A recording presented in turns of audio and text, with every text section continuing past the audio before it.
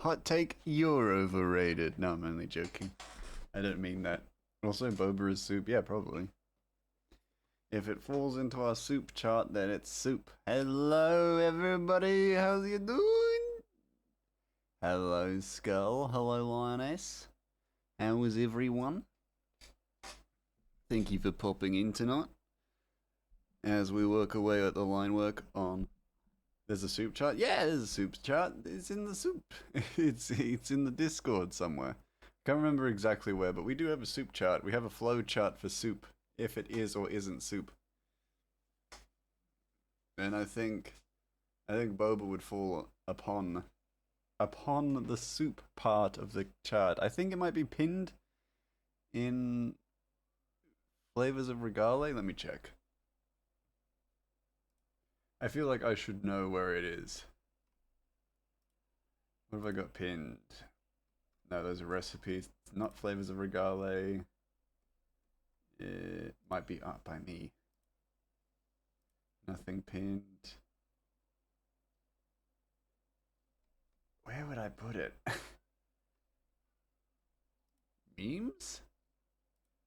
I know I've definitely done one, but I don't know if I've pinned it now that I think about it.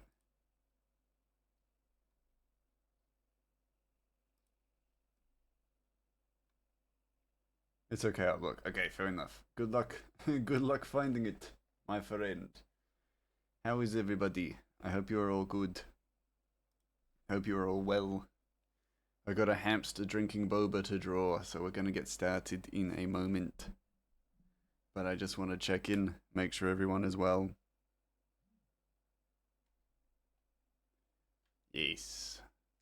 I also realized I drew one of the panels in a lower linework color, like a brighter linework color than the others, so I'll have to fix that before we continue. Whoops, my bad. What can I say? I'm okay, I guess. Not the best, but I've been worse. Okay, fair enough. Well, I'm sorry to hear that. Just learned Charles Dickens had a son named Plawn. I don't know what to do now. Plawn Dickens? That is a curious name.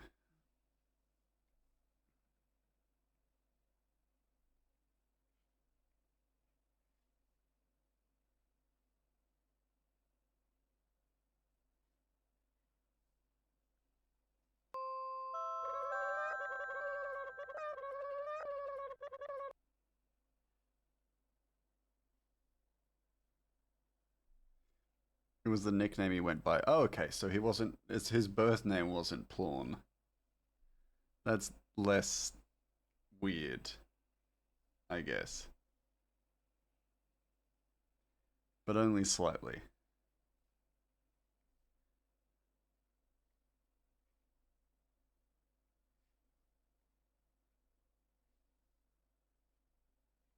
There you go. His dad nicknamed him. Oh, so it's weird again. I mean, I guess. I guess it's a bit weird.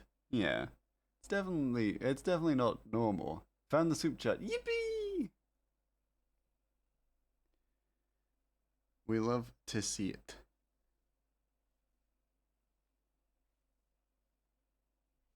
I wouldn't want that nickname from my dad. I mean, that's fair. Yeah, sure.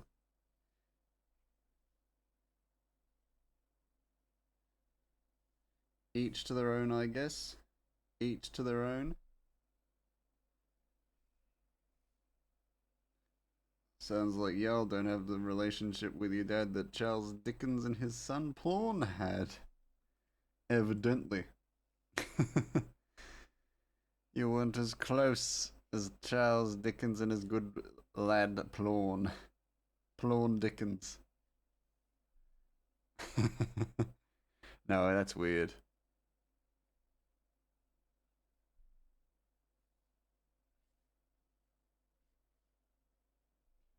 My dad's nickname for me is Madam Fifi. Don't know where that came from. Doesn't sound anything like my name. Yep, that's peculiar. Then again, you're judging Plawn. You're judging Plawn for his Plawny name.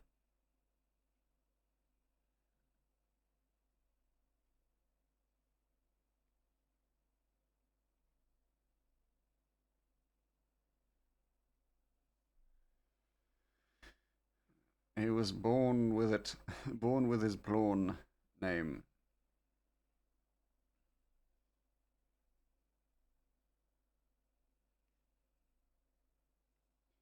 I was nicknamed everything from Bit to Mary Kate. Interesting. Interesting. I don't think my dad gave me a nickname.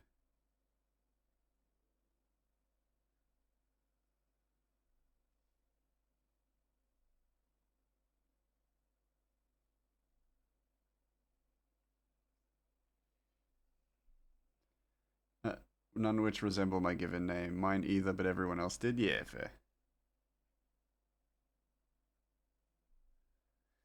You know, it is what it is. It is what it is, right? I need slightly lighter colors. There we go.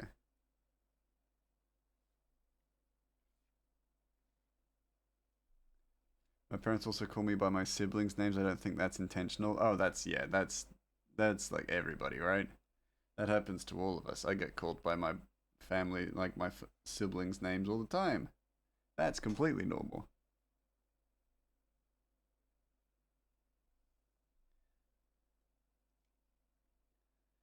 That is the penultimate universal sibling experience. I wouldn't worry about that even slightly. Is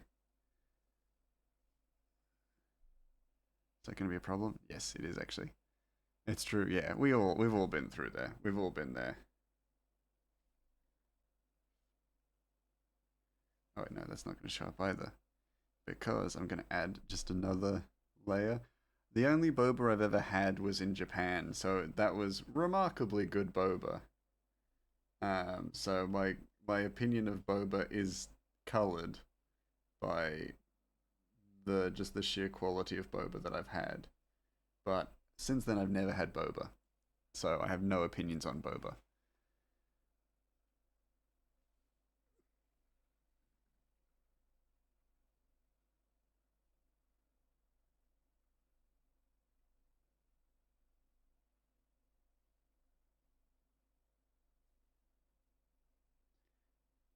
I liked it. I liked it, but would I have it again? I don't know. Arnie. When I was in your stream the other day, I was actually being climbed on by an adorable 6-year-old. He's Turkish but speaks English really well. And the fan was visiting, hence why he was here. But so that's why I kept redeeming stuff because I was showing your stuff to him, and also he thought you were using AI to draw, and I explain how I knew you weren't using AI. Oh, well, that's a bit of a compliment. Or is it an insult that a child thought I was using AI?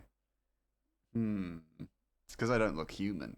That's why the kid couldn't understand. Also, hello, Annie. My mum, J.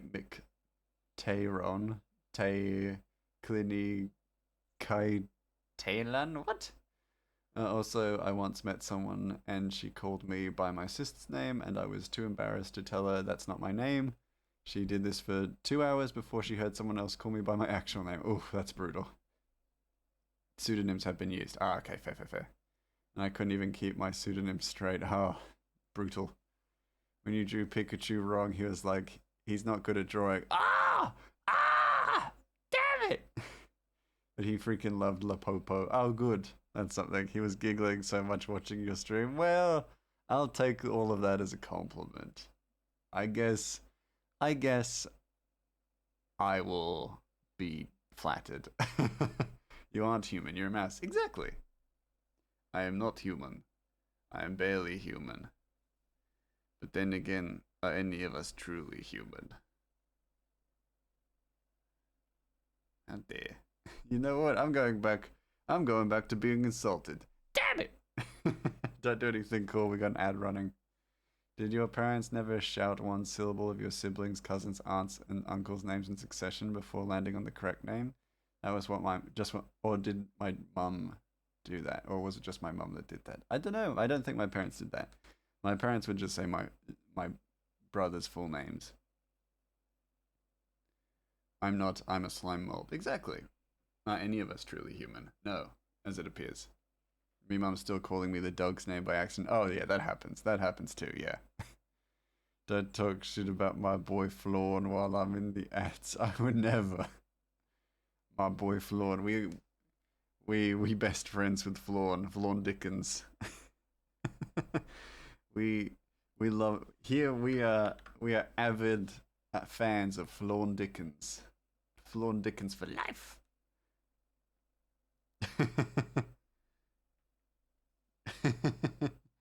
I will not hear a bad word about Flawn Dickens. Never. Till the day I die. Flawn Dickens for life. I love that I'm just ride or die for Flawn Dickens now. #1 app for having a crack. And the ad just showed up. Excuse me? That is weird. For having a crack? What does that mean? What does that even mean?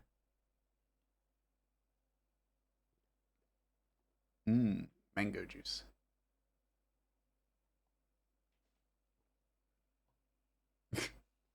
No. Don't go enjoying that. I don't know, I wasn't paying attention till I heard that. That's probably a problem then. That can't be good. Okay. Now, this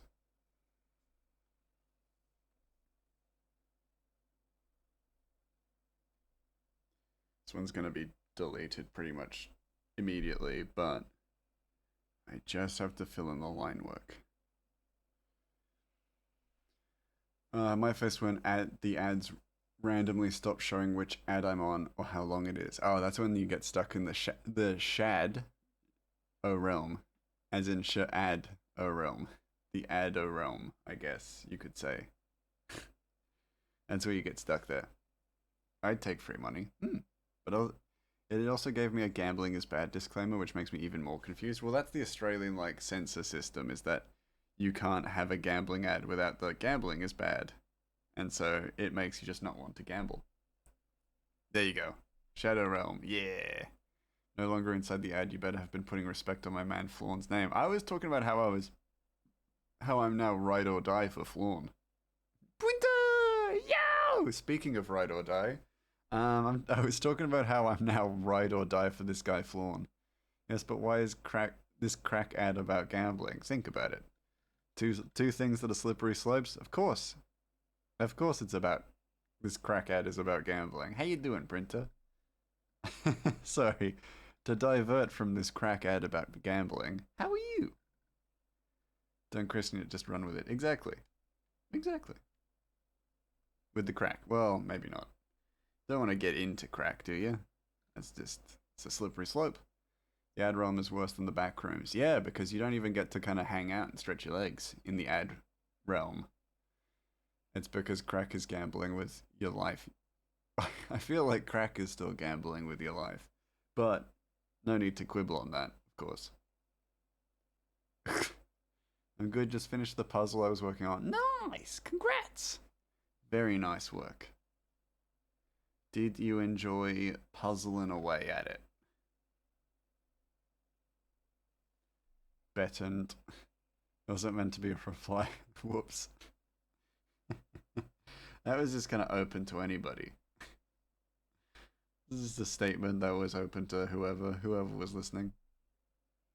That's something I used to say. If I was talking and someone went like, "Who are you telling this to?" I would just say, "Whoever's listening." Who are you talking to? I'd just be like, "Whoever's listening." That's someone who's got a history of not being listened to. Let me tell you that much. Such a good feeling finishing a puzzle. I bet. I've never finished a puzzle in my life. Too much of a rogue. 1,000. Ooh, 1,000 piece. Wow. What if nobody's listening? Then I wouldn't be asked who I was talking to. Evidently, no one would ask me who I was talking to if no one was listening, because they wouldn't be listening. And then I'd be fine. I wouldn't be embarrassing myself. But in order to not embarrass myself, I'd just tell people that I was talking to whoever was listening. And then people feel bad because they weren't listening. And then I feel chill because I've never felt bad in my life. Fair point, actually. Yeah. Can't believe I was too distracted by porn to see the hamster boba. Well, hamster boba's up above me now. They've gotten a little apartment block above me, so don't you worry. There's still hamster boba to be seen and enjoyed. It's in the corner. Yeah, you can still see it. Yeah. I feel like Plawn Dickens is going to become a customer of the train at some point. If not voted by you guys, probably voted by me, because I've now said Plawn maybe 20 times this stream. You really want to do one of the big ones? Ooh. Ooh. Gonna build up to a big old puzzle, a marathon puzzle, if you will. That's cool. That'll be exciting. That'd be a fun thing to do on a rainy day, right? Just you and a chosen, trusted buddy plawning away on a single puzzle. I like it. I need 8k more channel points and then I can request Plawn. I'll just add Plawn to the list. By the end of the stream, someone remind me to add Plawn to the list.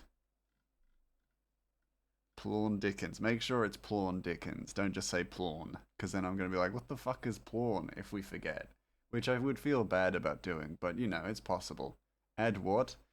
Charles Dickens' son was named Plawn, so we're talking about Plawn Dickens.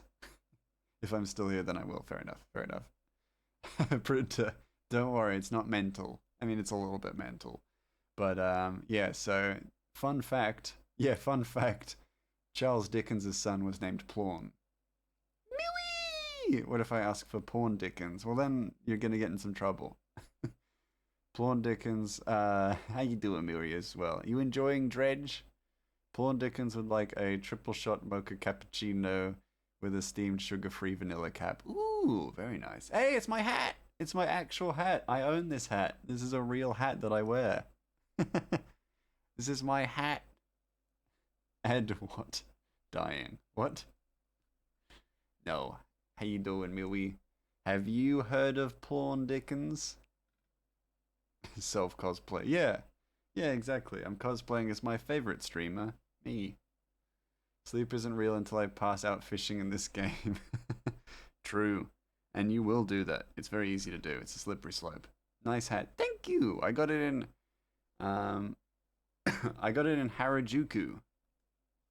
Which is Japan, if you don't know. No, I got it in Harajuku.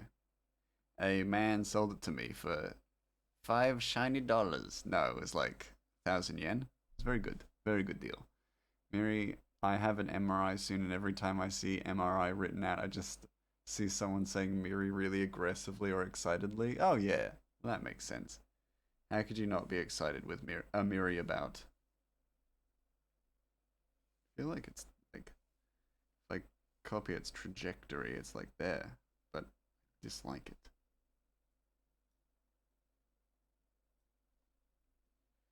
The horizon should really be where Ratchet's eyes are. That's the thing, is that your horizon is by your shoulders, but it messes up things. Ooh, that's lovely. You know, that's a fun way to spin an MRI. That is, yeah. If it makes it easier to deal with the MRI, then it's excellent. Right? Yeah, yeah. Like making my health stuff funny or silly, because then it's not scary. Yeah, it's a good way of looking at it. Linus. There we go, that's way better. I know I've overshot, but I'd rather overshoot and have to erase than undershoot and fuck it all up. You know what I'm saying? Don't know why I said it like that, but trust me. Just me aggressively beeping while circling around you like a goblin. Yeah, and you can't wear any metal items around Miri because she'll steal them. You want to fall asleep, drift away, you're getting dressy. Shimpy. I can do that, I got you, yeah. Every time I'm in hospital, I make sure to take a silly selfie to send to my friends so the hospital visit becomes funny. That's good. That's nice. I have, in recent history, I've only been to the hospital once, Is my emote hypnosis working? Um, Hold on. I like just putting up just various reference work for whatever I'm working on, just so that I actually have things to draw from.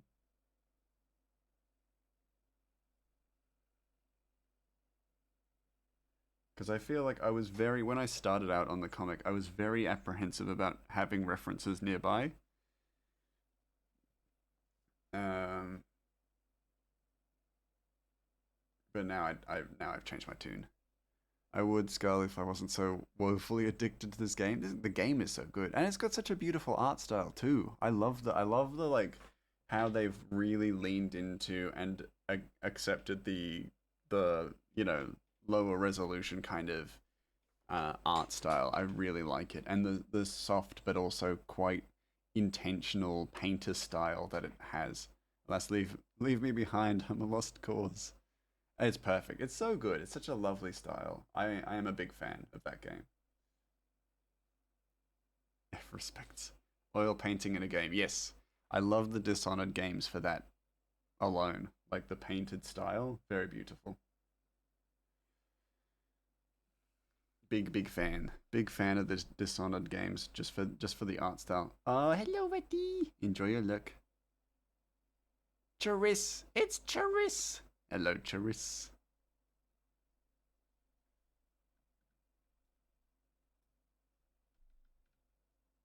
There we go. There we go. That doesn't look right. Let me get.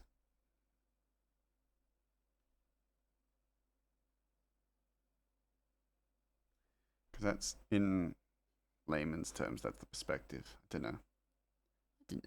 Didn't know about it there. Doesn't matter though. I trust myself to do the perspective well, so I will trust myself. Maybe a mistake, but hey, we're here.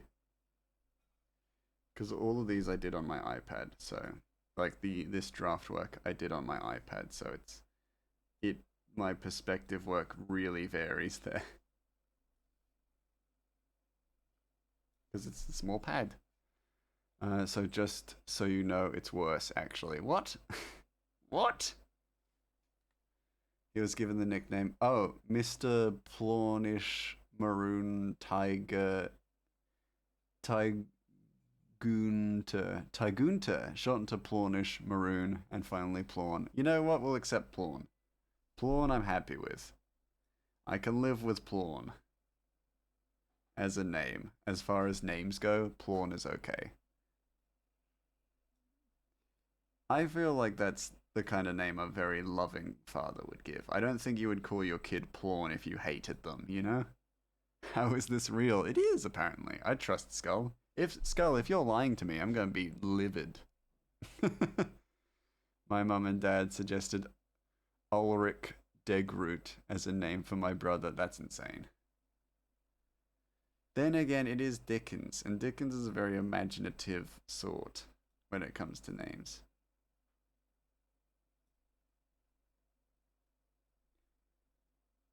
Think about it. Ebenezer Scrooge. It was there the whole time.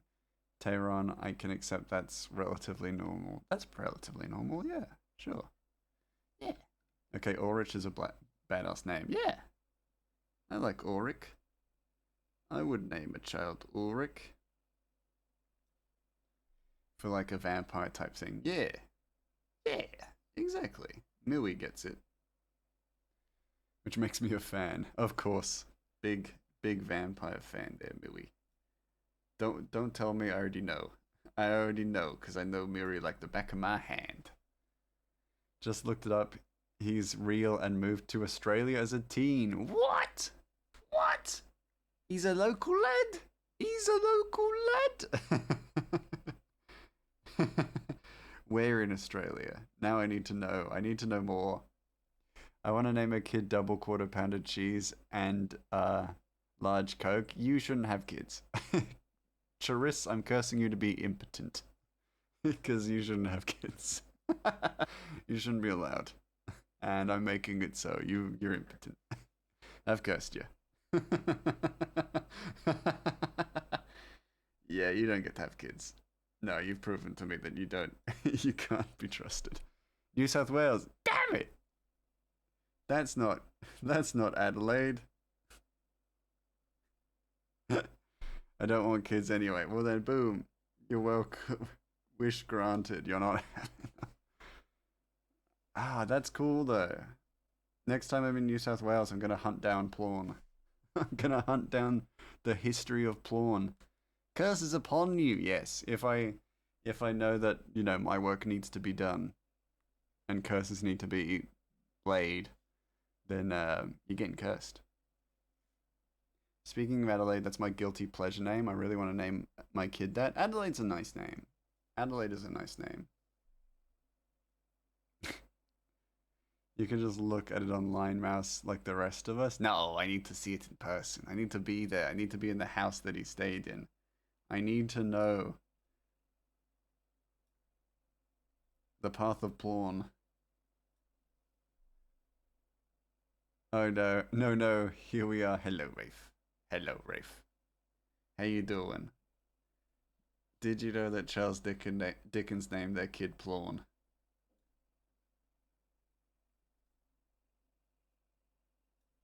Named their child Plawn.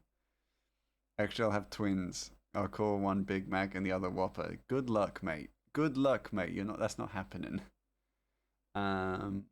Gray can talk to ghosts and wants to find Plawn's ghost clearly. Yeah, exactly. I can speak to ghosts. When's the Grey Mass Facade playthrough? I would play Facade, honestly. I would be down to play Facade one evening. Everyone's all like, oh, it's so terrible he was named Plawn. Yes, but he's no longer tormented by the name until such a time as answers are given that the name cannot be true. The same cannot be true of us. Yes. Hello, Haley. How you doing? An oddly apt Tumblr post. Joke went over your head. No, no, oh no, it did go over my head. I'm so sorry, printer. I mean, do you really think Macca's would sue? No, I don't think so. Or maybe they would. So much fun to play. Oh, Facade? Yeah, I've seen Facade playthroughs. I'd play it for sure. Hydrate. Hydrate. I do need some water. Oh no, this water bottle feels very light. Macca's would probably endorse you. Well, yeah, maybe the kid.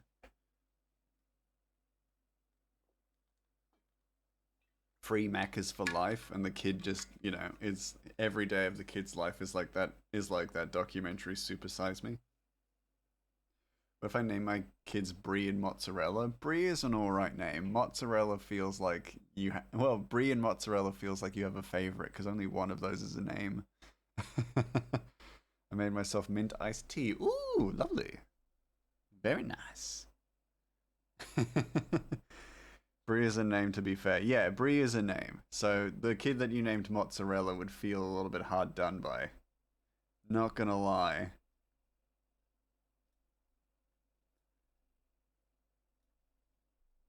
Technically, it was sun tea, so does that mean I have sun water? No.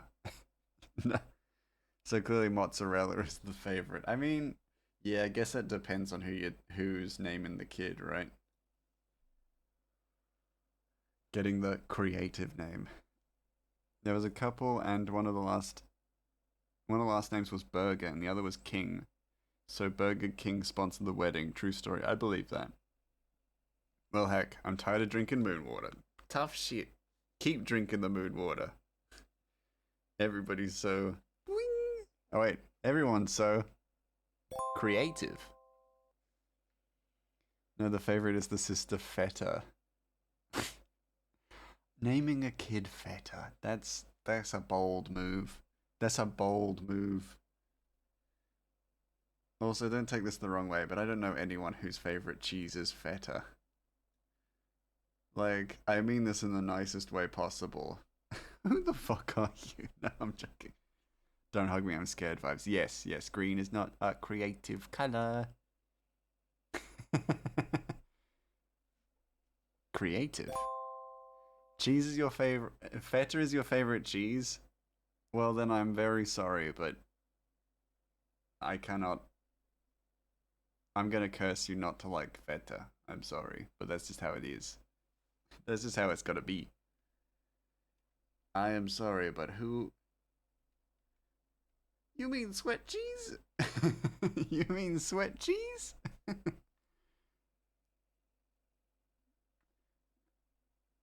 I'm sorry, I love salty food. Salty food is lovely. I am unstoppable. Now, feta is good. Feta is nice, but I feel like there are so many good cheeses. Yeah. But I do get that. I think feta is nice. Don't get me wrong. But I am also a little bit surprised that feta is somebody's favorite. But then again, Lioness, you have eclectic taste, and I think that makes you special, and I think that's a good thing. Wait, no fighting. Be good. Dad, why is sister named Rose? Because your mum likes roses. Thanks, Dad. No worries, KFC original crispy bacon and cheeseburger box. No, you cannot. You should not be allowed to have kids. Feta is so good at mashed potatoes with thyme and butter. Yeah, but would you sage? Oh, that's true. That I can definitely agree with. I use my hair to express myself. That sounds really boring. I use my head. I use my hair to express myself. Oh God. God. It's a good cheese, but like we gotta get you a cheese plate and you gotta try to be fancy things. We gotta get you a charcuterie board, but just of cheese. And of course the cabanossi, of course, because you can't have a charcuterie board without cabanossi. You know, no cheese board is complete without it. And you can stop. Feta is genuinely my favorite cheese. My favorite salad is Greek salad. That's fair enough. That I can get. It ain't gonna slide down easy if it ain't cheese. God, that sounds so grim. You were oh, quoting "Don't hug me, I'm scared." Oh, that makes sense. Yeah, I haven't watched all the "Don't hug me, I'm scared" though, so I don't know those references. I ain't a I ain't a "Don't hug me, I'm scared" aficionado, not to the same level as other people. Greek salad is best salad too. Ooh, that's a bold statement. It's a bold statement when there's such a thing as pizza salad. Feta is my favorite, then parmesan, then mozzarella. That, you know what? That's a fair scale. That's a fair scale. Were you oh my godding about? Were you oh my godding? It's from the same episode as Green is not a. I don't remember that shit. I only remember Green is not a creative color. I'm busy studying the blade. I prefer Minnesota salad. What the hell is that? How do I hear I haven't seen that like every stream? Because I'm busy. I'm busy throwing rocks into the ocean. Alright? I'm busy throwing rocks into the sea. Okay? And doing kickflips on my skateboard. And peeing with no hands. Alright? I'm out living. I'm out living my life. I watch a video once, forget about it, and then I go and do something else. My D&D players made one of those today. Oh, a Minnesota salad? Okay. We need to get you in front of a screen. I'm busy. I'm busy. You put me in front of a screen, I'll be looking at my phone. You put me in front of a stream, I'll be throwing rocks into the river. Heyo, hey Avery. Finished the first 3 chapters last night. It was adorable and I can't wait for more. Hey, I'm very glad to hear it. I'm glad to hear you enjoyed it. It makes my day. Thank you so much. And don't worry, we'll finish chapter 4 soon enough. So you'll get another chapter soon. I hope you are doing okay as well, having a good day. Salads aren't really salads, like with Jello and whipped cream and Snickers. Oh, salads that aren't really salads. Yeah. Whilst doing kickflips. Yeah. The fact that it's an actual human hand doing the patting catches me off guard. Off guard every time. Yeah. Touching grass. I was out touching grass. Yeah. Dad, why is my sister named Rose? Because mom likes roses. Dad, thanks, Dad. No worries. Call of Duty Modern Warfare 2. Jesus. Of course, I just want to say, hey, I'm Lurk and hope you have You're doing great too. Ah, thank you. I am doing good. I'm having a lovely day. And enjoy your lurk. I hope it is very fruitful. And if you are watching TV shows while you are lurking, then good. I hope that you are enjoying them. Because I ain't watching TV shows.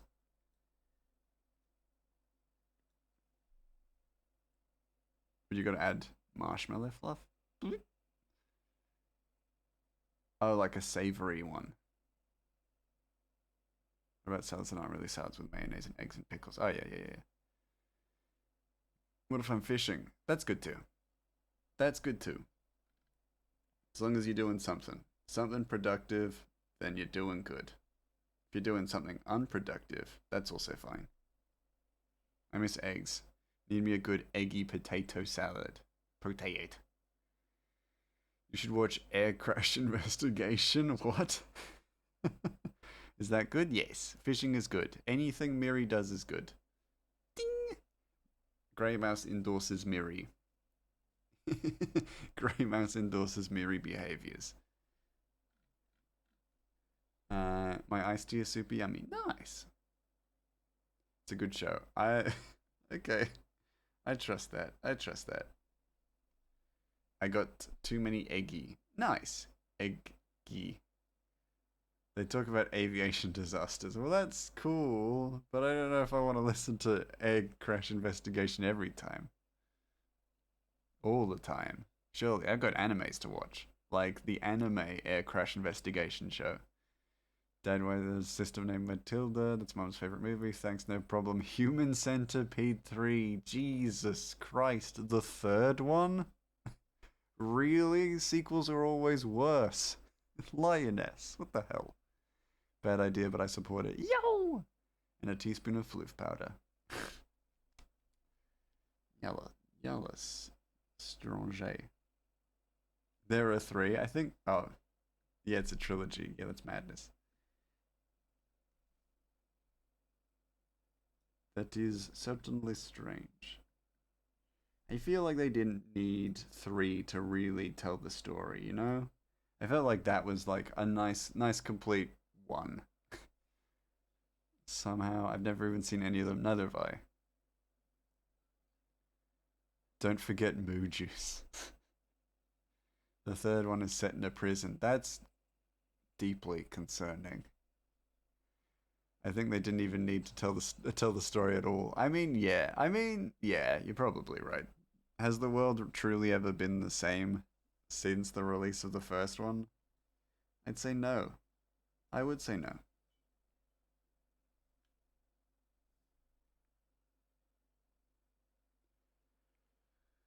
I think they don't even need to tell the. Oh wait, no, I read that. I'd go into plot details, but yeah, don't you dare, don't you dare.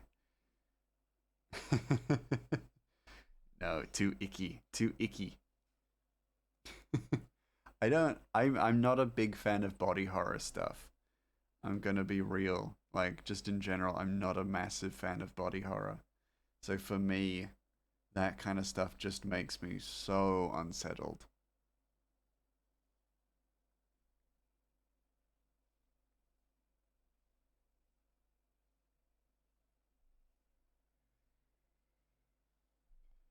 Same, it's the worst. Yeah, I'm just not a body horror person. I'm gonna be real. Have you ever heard the song about the person whose date loves Human Centipede? Yeah, Tom Cardy. Yeah, I know Tom Cardy. He gets worried he's gonna be murdered. It's so funny. Yeah, his stuff is really good. I really like his music. He was he is Australian, but I know he was performing in Adelaide at some point, and I was very keen to go, but I just didn't get around to it. Hard pass on that. There's a new Cinderella movie about the stepsister, and it's a body horror. Interesting. Hard pass. I don't feel like yeah, I'm not a huge fan of body horror, but if it's interesting enough, like The Substance, I would watch The Substance. But like I said, I've not seen anything for a while, not watched movies for a while, and believe it or not, I have a degree in film. So I feel like my authority on films right now is very bad. Have you checked your butthole? Yeah. Feel you love horror, but not body horror. I prefer stuff like Midsommar or Sixth Sense. Yeah, stuff with a little bit of body horror. Because like I would, oh, that's not body horror, but like grotesque imagery, like stuff with a little bit of grotesque imagery, I don't mind. But yeah, I was just thinking about that song. Yeah, human centipede. Yeah, I love that song. Feet toe choppy. Ugh.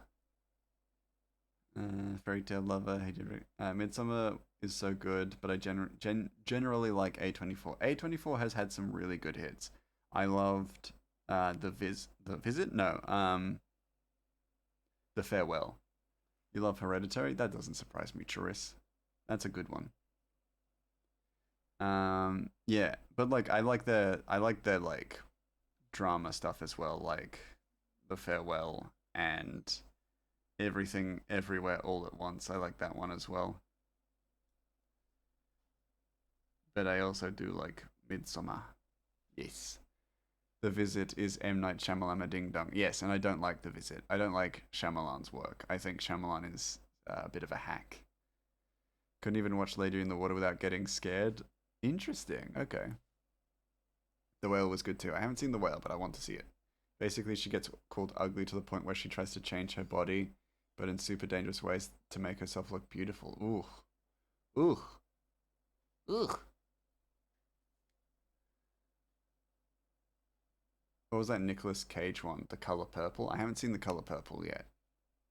But we were talking about Nicolas Cage today, so I do want to see because we were talking about Pig, which is also good.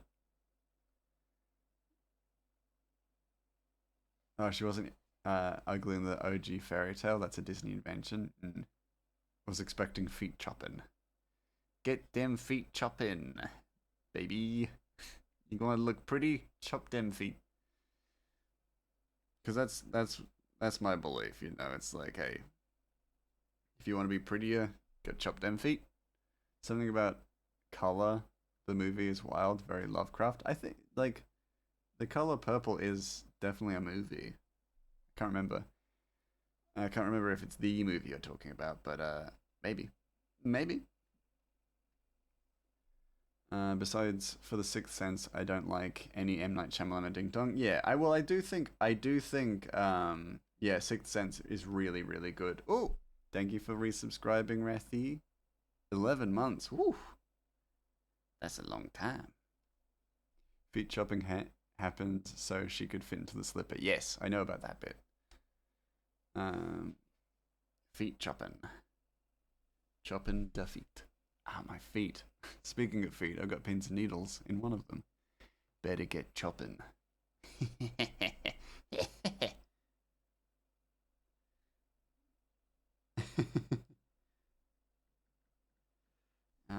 Let me unselect, do that, and select the background so we can get more heavily detailed in a smaller space. Yeah. Feet chopping. Now we're just saying feet chopping. Someone remind me. It's Flawn, isn't it? It's Flawn, correct? Dickens's boy. Dickens's boy. Flawn. Keep remembering. Flawn. Flawn. Thank you, Linus. It's Flawn, not Flawn. Flawn's the the dessert. The movie is called Color. Oh, Color Out of Space. Yes. Don't. Never apologize to me. Put my mouth against my mic. That was weird. Tried to watch a stream on my laptop and it crashed my Chrome. Interesting.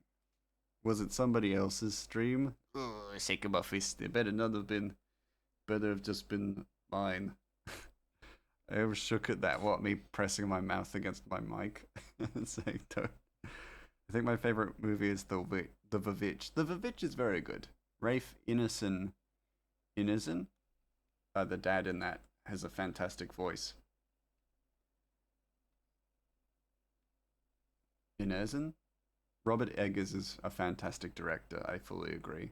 As a child, I had multiple books of old fairy tales written down by like the Brothers Grimm, Hans Christian Andersen, at least one book of Russian fairy tales side by side with the Disney versions. That's wicked. I like it. You gotta cross reference. You know, sometimes. Just gotta cross reference. Never watching Grey Mouse again. No! But Power Rangers was too violent. Weird. It's surprising what parents will like let kids watch sometimes. I love the OGs way better than Disney. Some of the OGs are really good. Grey juggling like 5 combos is impressive as hell. Well, I don't remember any of them. So, can you imagine? I'm just like, and then my brain completely like erases memories of most of them. The thing is, if you test me on them, I'm not going to have like a perfect knowledge of every single conversation we have. I just try and engage with everyone to make sure that everyone feels acknowledged. Except for you, Churis. Love Power Rangers. I still get nostalgic over it, and loads of them got official uploads to YouTube. That is excellent. That is such a nice thing. I used to watch Power Rangers Ninja Force, which I really enjoyed. I thought it was super good. And the funniest part is that like their teacher, their like Zordan was like a guinea pig dressed as a he was like a Master Splinter essentially. It was really funny. Is that a hamster sucking down Boba? Yeah, that was our warm up for today. Oh, thank you so much for the follow, Goth Clown. Welcome. Welcome to the soup. Now that I'm no longer at minimum capacity with typing. Now that I'm back. Is that a hamster sucking down Boba? Yeah. Did y'all know that Hans Christian Andersen liked the guy? That's cool. He wrote The Little Mermaid, which did not have a happy ending when the guy refused him to say, just as a human and mermaid can never have love, so too two men.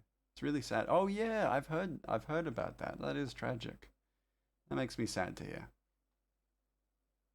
And it's yeah, that like historic um accounts of uh you know homosexual love being depicted in stuff like fairy tales and things like that. It's so fascinating to look at our history and see that it is everywhere, and the fact that only in modern history are we begin like did we, and I say we very broadly, but begin to erase it. And it's tragic because there are some very beautiful tales. I can't remember, but the origins of the term sapphic come from a Victorian woman. I can't remember her name, but basically who wrote um, love letters, and they were beautiful, but people often in the modern day equated it to love letters towards men and not men and women.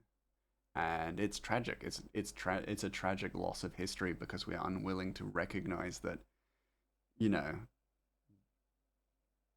that the LGBT. She was ancient Greek. I was wondering. It was like maybe it was ancient Greek. Oh, ancient Greek, not Victorian. Yeah, there's a Victorian lady who wrote letters, and I can't remember her, which is tragic as well. But yeah, Sapphic is ancient Greek. But yeah, it's like the erasure of that kind of history that we've always had is really tragic. Some people I'd love to bring to nowadays just so that they could see how much the world has progressed. One of them definitely Hans Christian Andersen. I think he'd be so happy. Probably Sappho, yeah, from the Isle of Lesbos. Exactly. And like it was during a time where that didn't matter as well. Achilles. Achilles' lover was Patroclus, and we all know this. We've played Hades. Patroclus was Achilles' lover, and when he died, I think he shaved his head and did not allow any music to be played in his halls, and starved himself because he did not want to feel any kind of positive sensation because he had lost the one he loves. And it's tragic. It's a tragic and beautiful love story. And it's been practically erased from history, or had almost been erased from history.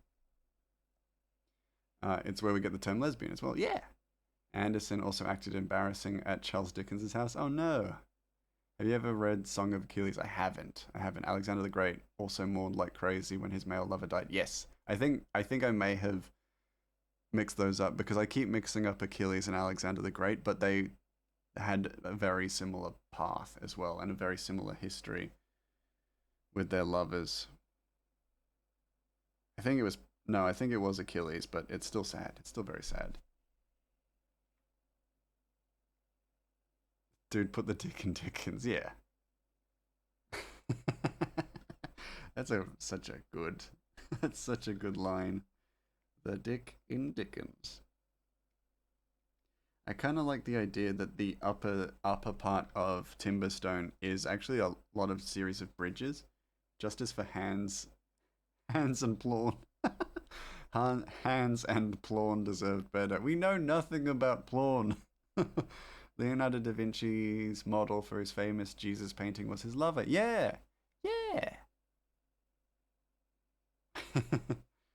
Stuff makes me so happy to talk about because it's so much of this stuff we find out from secondary sources, and it's so tragic that we, for such a long time, we don't take that stuff seriously in historical study. But it's just as important as the first, like the tertiary evidence for history. Queer history is so fascinating. Absolutely, it's very very fascinating. Plawn had Dickens for a father, so probably deserves better. And they were roommates. They were. Da Vinci, yeah, Da Vinci and Da Vinci's lover, they were roommates, but not roommates. They were roommates.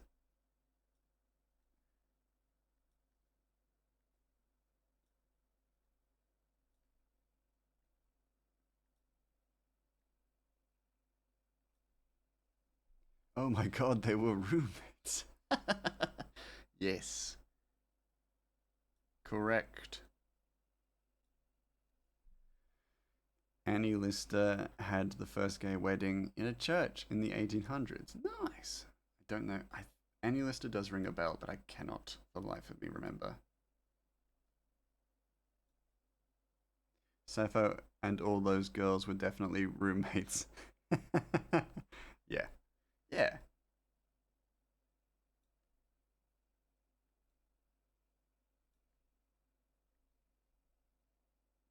There's a show about her called Gentleman. Oh, yes.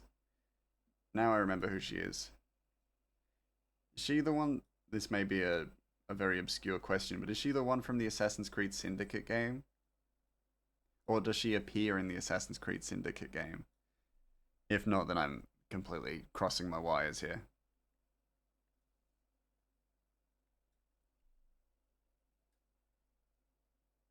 Because there is a lady in the Assassin's Creed um, Syndicate, or there is a person in the Assassin's Creed Syndicate game that dressed as a man. I'll cross your wires. No, my wires, my precious wires. I need those for understanding things. Just googled it and I can't find anything on that. Sorry. I will take that as a no then. Which is fine. I just wanted to ask because I think that I may have crossed my wires there, but it's still like that fascinating history because it was interesting. Like it was great that they depicted it, but they didn't really give the character much, and so I was curious. I was very curious about that.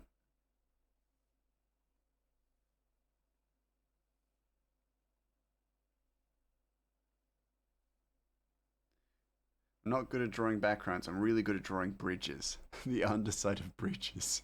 I'm really good at drawing the underside of bridges, guys. Maybe Anne Bonny, a pirate who, yes, Anne Bonny, dressed as man, also had a female lover.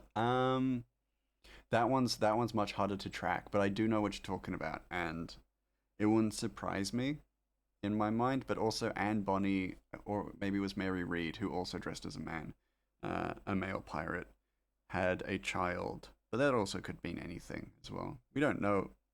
Mary Read, yeah, they had big boobs. Nice. Yeah, Mary Read had a kid at some point. But then again, also, that was probably to escape being hanged when she was caught. Mary Read was probably by. Yeah. Well, I'm just going off of what I know from the Assassin's Creed games on that one. I want to do a mini pirate D&D campaign. That would be fun. That would be fun. You got to have naval combat in it though. If you don't do naval combat, you're coward. But I know you. You ain't no coward, Rafe. Where your goal was to find a pirate ship that disappeared hundreds of years ago. Ooh, that'd be fun. That'd be cool.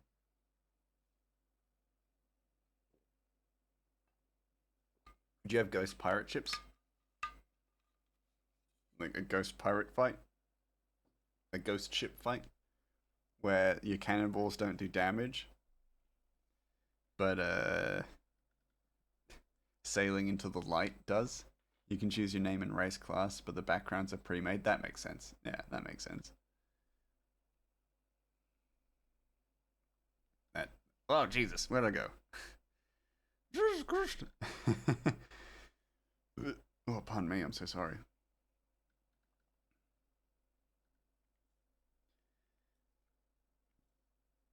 I must apologize. I'm burping. Burping terribly. I'm a little grub. I'm a little weasel. Thomas also recorded that she knew that they were women from the largest of their breasts. Direct quote from Wikipedia. Yes, I could tell. I was never fooled by Mary Read and Anne Bonny's disguises. Their bosoms was particularly boingy. I'd like to formally apologize. One character is a historian who is looking for the ship for academic. Yep, that makes sense for academic purposes. While others are one I'm thinking wants to be a pirate, and wants to find something from one of the greats. Oh, cool! Big titty pirate girlfriends. Yeah, nice. You'd love the ending. Yeah, boingy. Yes, particularly boingy. In of course Old English pirate terms, right? Boingy. I'd take one. Yeah, but I bit. Yes, as you could tell, I was never fooled, my good man. The good man of the East India Trading Company. Trust me, I was never fooled because their breastises were particularly boingy. and I was like, no, a man would not. Never mind, I'm gonna stop.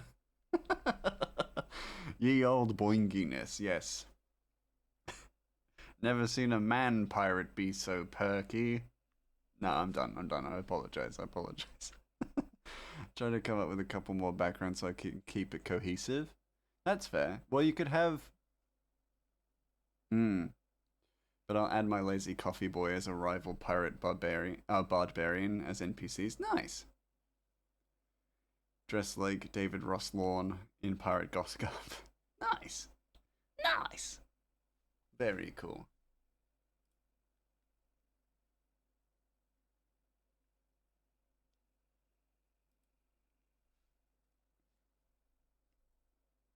I want everyone to have a reason to look for this pirate ship is all. That's fair. You want to give them motivation to look for the pirate ship. I think that's a very important thing. Because if someone's there just to be like, oh, I want to rum and plunder, that's not good enough. That's not good enough. It doesn't give them forward momentum. So yeah, give them forward momentum. We got a raid! Hello, John. How you doing? It's Stranded. Stranded. Yo! Let me see. I almost. It's like. Let me get you a shout out. And we're not supposed to be here. Wrong.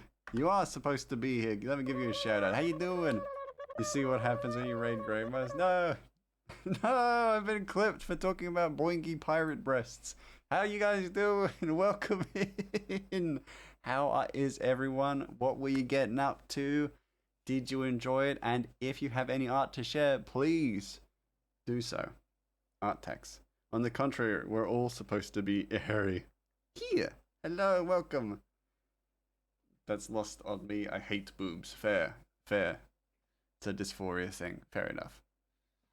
How you doing, Stranded? What you get up to? I may have jumped out a little bit before I could see. I saw that you were working on a comic, which you know me, very impressed by, very excited by. But it was about Sheep Boy, so I was less excited by it. How was it? I've been brought here despite my protestations. I know, but you pretend to dislike me, but we're best friends. You and me, we're best friends.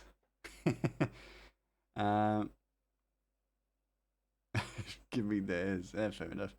Feeling good. Chat was lovely. It was a fun time. Oh, good. I'm very glad. I'm very glad to hear that. If you do have anything to share, please feel free to do so. Links are always allowed.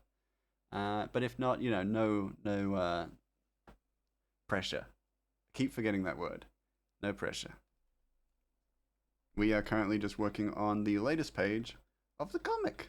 This is what we've gotten up to. We are being introduced to Lady Death at a certain point, as you can see by some of these haphazard drafts. I have to leave now. Goodbye, sheep boy. Congrats on starting a new page. Thank you. I appreciate. It has taken a while, but we are finally here. I will show you the previous page. We are currently waiting on a panel for this. Oh, yeah, I have 1.5k. Oh no. We have a panel still left to do, and that's because we have some concept art from someone that we are waiting on, essentially. So I need to follow up about that. But otherwise, this is what we've got. So Ratchet is beginning to descend. Oh! I'll take one interruption and a Minnesota salad, please. A Minnesota salad? Oh, God. It's Chad Mouse. What's he doing here? Hello, Chad Mouse. We don't sell Minnesota salad. I'm sorry, mate. I don't know what it is, so I can't really make it. It's looking vivid. Love the depth and color. Thank you, Swam Dude. I appreciate. I'm gonna have to go back to my comic, Chad Mouse. I'll be right back. I might be right back. We'll see. Sorry, I had a customer. I needed to attend to them. So this is what we got. Ratchet is currently descending down into the district known as the Chips, which is home to the goblins of Timberstone. So yes, got a few little things to add, but it is essentially pretty much there. We've also got this mysterious stranger in between the panels who's currently doing a bit of cool stuff. I'm really glad I'm getting back to adding people and things and actions in between panels because it's so fun. It's so fun to just add stuff like that.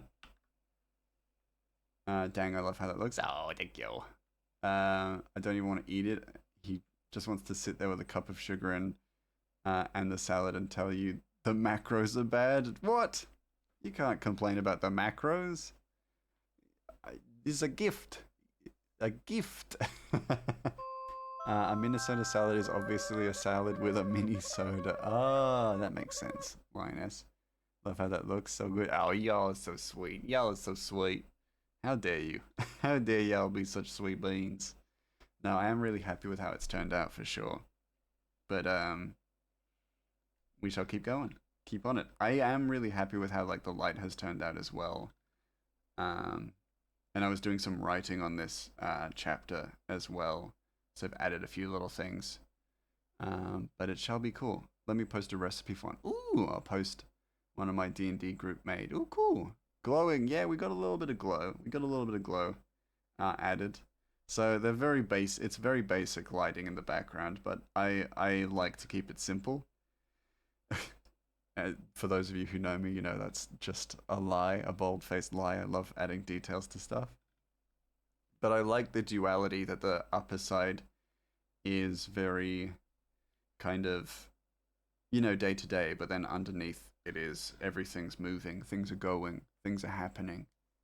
You know, there are cogs constantly turning, there's constantly machinery at work. And because it's deep, it's underground, it's always illuminated. Liking to keep things simple is different from actually keeping things simple. Stranded, you get me. You just get me, you know? You just get me. It's exactly that. Yeah, it's a very different kettle of fish than actually keeping things simple. I know the expression's not kettle of fish before people correct me. When you said Lady Death, I got inspired to write a romance story about death and a necromancer. That's pretty cute. I have something similar to that in this, but it's not quite that. So I would be very keen to hear that story. Get writing, Lioness. I'd love to read it. I like keeping things simple too, but you know, it never works out. As an artist, nothing is ever simple, I think. I don't actually want to post this in Flavors of Regalia, so I'm going to put it in memes because it might as well be a meme. Okay. Well, I still believe it'll be good. Gonna look and work on the story. Yo! Nice. We are also going to begin, so I need to actually get some reference art up for a certain goblin who may or may not become part of the team. Let me pull up my reference work for Patelli. For those of you who don't know Patelli, learn them. Yo! Patelli!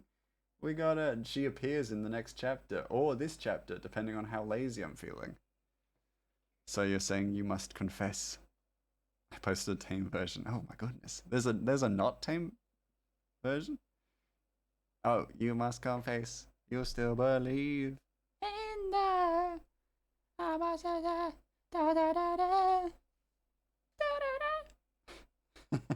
some recipes have mayo, others have cottage cheese. Okay. Interesting. Okay. I don't have a reference of her, the back of her head, but I'm gonna have to improvise. I'm gonna have to chimprovise.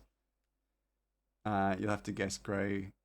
He doesn't know music. Yeah, true. I don't know music. Sorry, I've never listened to a song before. For those of you who are new to my community, yeah, I've never heard a single song. Never.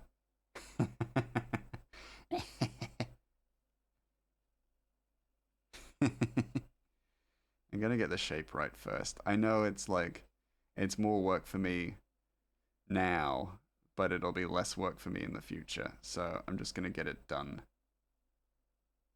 Get the shape down first, and we'll figure the rest out from there.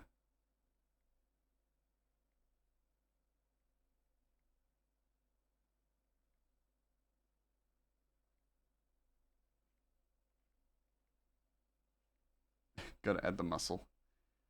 Even though the muscle's not completely mandatory in the anatomy process, gotta add it. Must add. Just slight definition, because we need to remember Patelli got the arms, you know? Got muscular arms. Had to study many a muscular figure to get this right.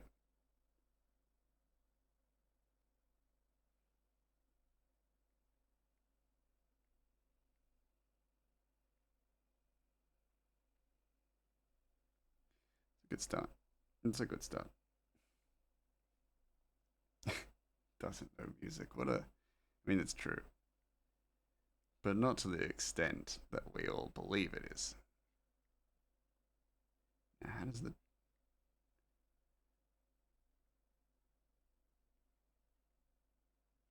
Big hammer. Big hammer. There we go. There we go. Oh my god, I'm itchy. My ear. My ear! Okay, there we go. Must run and lurk. Always good to see you. Always good to see you, Stranded. Go have a good lurk. I'll see you when I see you next. I hope I can catch a stream sometime. Just gotta stop meeting like this. I gotta start catching y'all streams. I miss the good quality Stranded streams.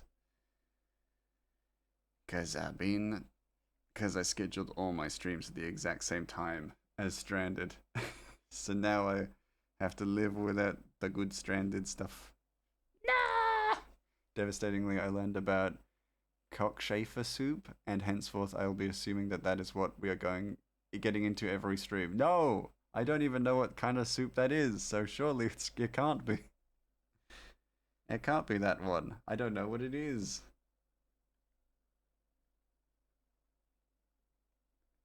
There we go. You're assured. Your safety is assured. It's not that soup.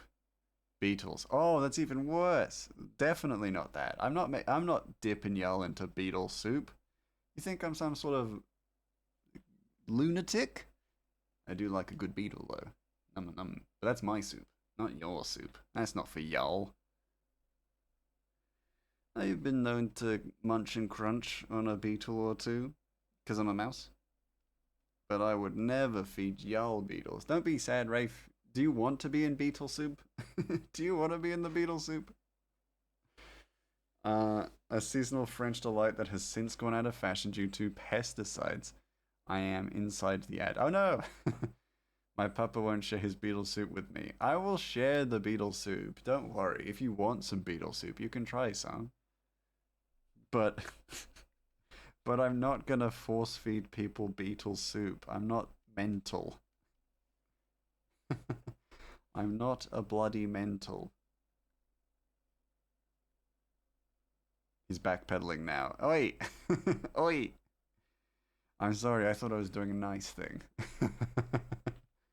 I'd like to formally apologize. I thought I was doing something nice for y'all. You thought I was doing something nice for you ungrateful little grubs. But it appears that y'all never happy. J'accuse! Yeah. J'accuse! You j'accuse me of being a little backpedaling little grub? Maybe you're right. But that's not nice. That's not fair.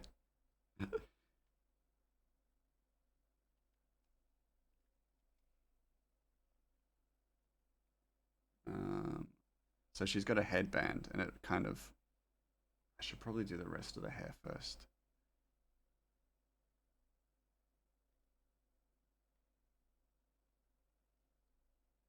What can I say? I'm a problem child. Yeah, you is. Yeah, you is.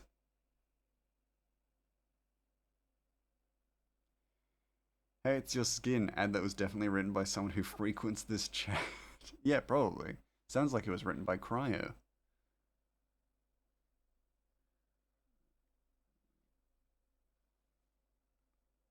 Y'all know Cryo, enemy of the chat.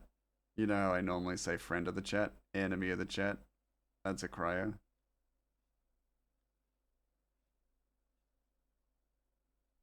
There we go. We're good.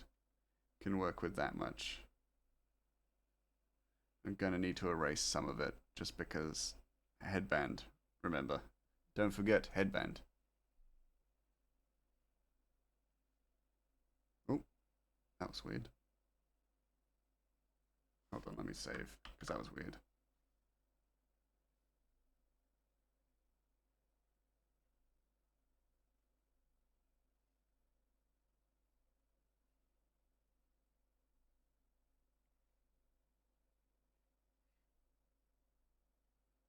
Do I have it like bunch? Hey, it's me, your skin under here. Ugh. Ugh. That's weird. And that shit ain't alright. It's okay, Gray, you can tell us the soup is delicious. We won't steal it all because it has beetles, I promise. You can't steal it all. I make soup in the ever pot. In the ever drum. So all the soup actually, you know, it's eternal. We can never run out.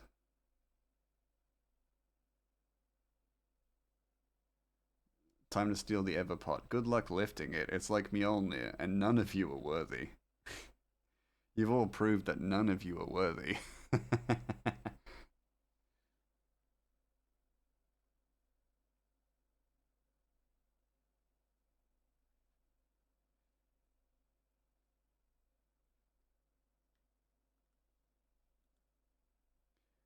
I'm worthy because I'm the best. And very humble, too. Humble, charming, witty, and the best.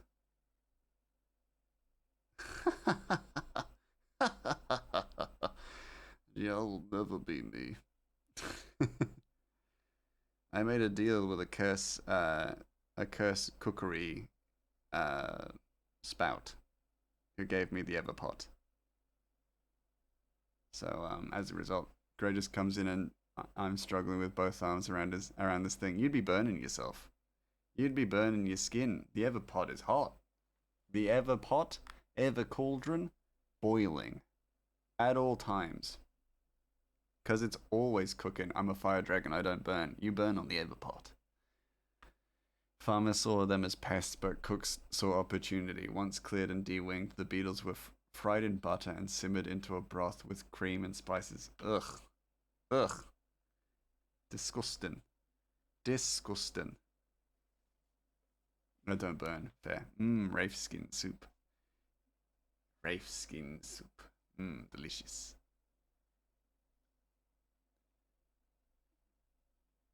Okay, let's gonna trim down some of this some of this hair, just a bit, just because it doesn't flow quite cohesively as I wanted, and it makes Patelli's head look massive. Disco Stan, what? The result, surprisingly rich soup that was often compared to lobster bisque or crab chowder. Some recipes called for over 30 beetles per serving. At the time, it wasn't considered strange. It was seasonal, affordable, and apparently delicious. Sorry, I was burping. Ugh. Oh, because it's cockroaches. That makes sense. Ugh. Sorry, I didn't, forgot about the name for a while. Cockchafers were so abundant they were sometimes scooped up by the bucketful, especially after major swarms, but over time heavy pesticide use and changes in farming wiped out much of their population. Today, cockchafer soup is mostly forgotten. It's a vine, burping up beetles. Ugh. Ugh, that's disgusting. That's the worst thing you've ever said. That's disgusting. I would never burp up a beetle. Disgusting. Disgusting accusation. How dare you? I am not some mucky grub.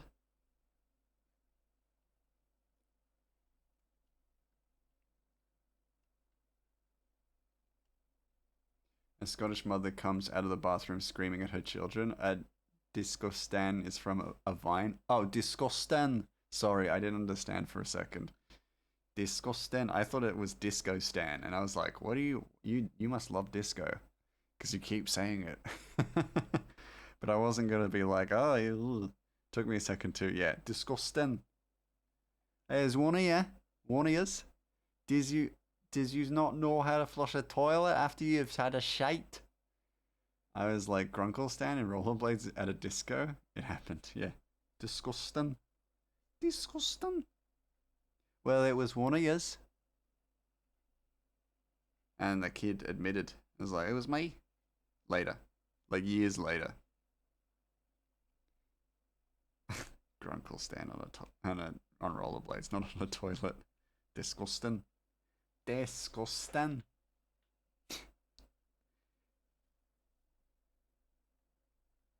I need to make Patelli taller. Actually, and smaller.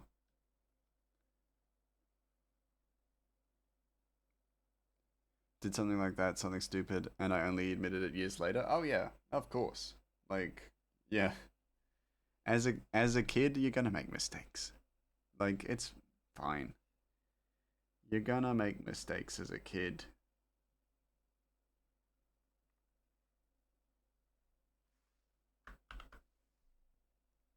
But young me had something to prove. My mum was pissed when I finally told the truth. Yeah, fair. It's one of those things, you know. You're a kid. You're gonna make mistakes. It's fine. But young me, oh wait, no, I'll admit all my stupidity on the spot. Well, that's brave of you. Admirable behavior.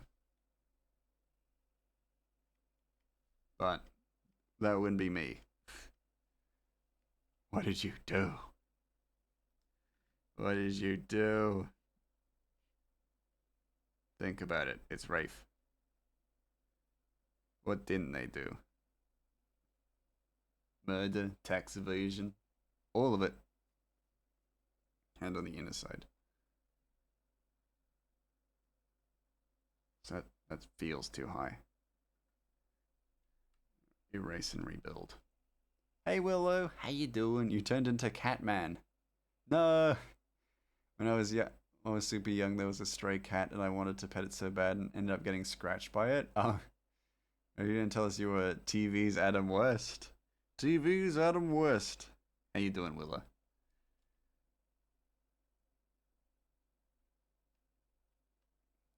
I went to the doctor's office because someone else needed picked up. I was like 7 or 8, and a random doctor was like, "Where'd you get that scratch from?" And that's what I told him. I pet a stray cat and it scratched you. That's completely innocent. That's innocent enough. 6 weeks of rabies shot. Oh yeah, you are American. I forgot. Oof, that's rough. Yeah. Hold on. How's that look? Doing good, thanks, lovely. Gentle, slow day. Oh, that's good. How are you? I'm doing good. Yeah, I've had a good day. So I cannot complain. I'm holding my hand up as if I'm wielding a hammer.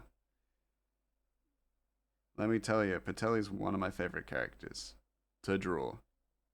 And right now, he's just giving me fucking trouble. But that's because I don't know anatomy. Yeah, that hand placement is just weird. We probably won't see the hand at all, so it shouldn't matter.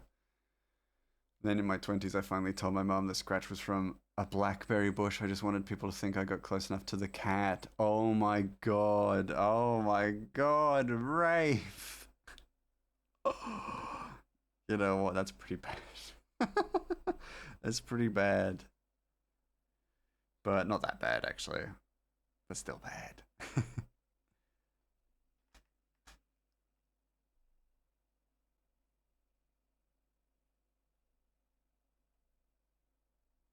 I need to look at Radon. Not Radon. You know Radon. No. Millie? Which one? The one with the hammer at the end of the game. Millie!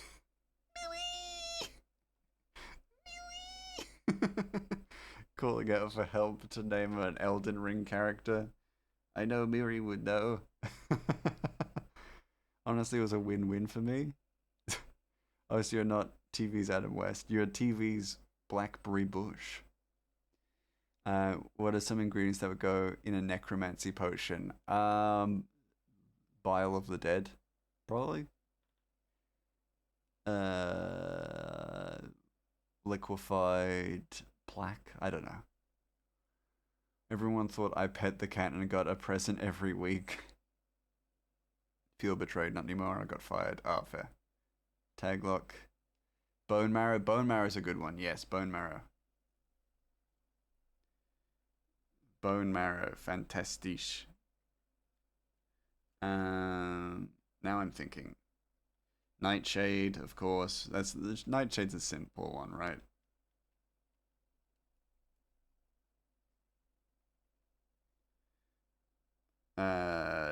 The condensation from from the inside of a coffin.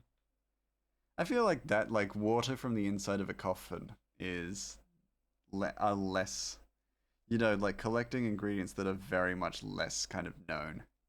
Graveyard dirt. Graveyard dirt is good. Graveyard dirt is good. A man's last breath. That's got to be for a very rare potion, right? But yeah, I like the idea of like potions, like general day-to-day potions. It's like the alternatives to recipes and cooking stuff as well. It's like, oh yeah, so you can use graveyard dirt, but as an alternative, you can also use you can use dirt from the footpath of a church or something like that. It's like, if you don't have that, here's an alternative. I like that idea as well.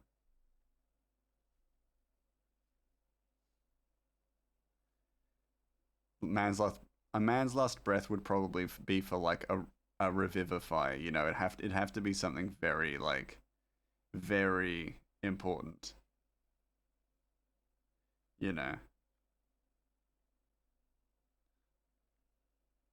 like Gray said, rare potion super difficult to make. Yeah, yeah, yeah, exactly. It'd be for something like summoning the goddess of death or something like that.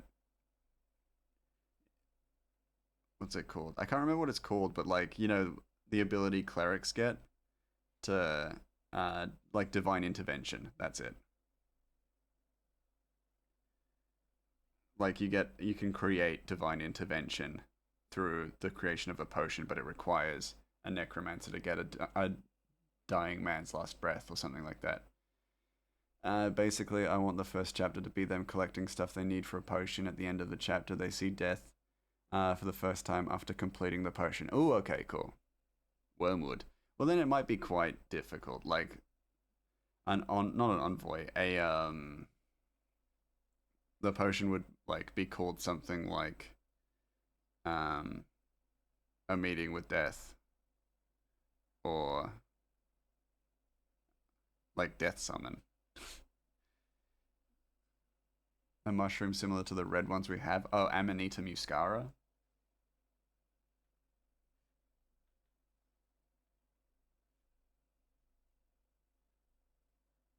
I know that mushroom, the Amanita family. Yeah, that's the one. Thanks, great. My pleasure. Something clearly poisonous. Well, here's the thing. Amanita muscaras are not poisonous. They're inedible. I love them. I love the mycologist definition of mushrooms like poison scale, because it's poisonous, non-poisonous, and inedible. If it's not edible, it's poisonous to me. If you boil Amanita muscara, then it becomes edible. Because it is, believe it or not, do not take my word for this and do not go out and pick them just because I'm saying this. But if you boil Amanita muscara, that boiled water becomes hallucinogenic. And people have gotten high off of it. Do not listen to me as gospel though, because I will lie once. No, it's not once. I'm gonna make those one mushroom steaks again. Oh, single mushroom steaks. Hello, presently. I almost said petrichor, but hello, presently. How you doing?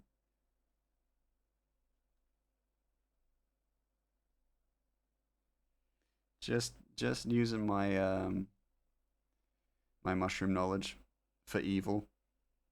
Nothing much. What about you? Single button mushroom steaks. Those are great. Button mushrooms, fantastic. Imagine drinking water. Charis, drink water. Don't just drink Monster. Stop just drinking White Monster. Sick bastard. Glad I made it in time for mushroom knowledge. You're very welcome. Mushrooms are cool. I agree, Willow. I like to consider myself a bit of an amateur mycologist myself. I eat water. Don't eat water! Drink it! Drink it! I'll kill you! I serve energy drinks, of course you do. Ice? Ice?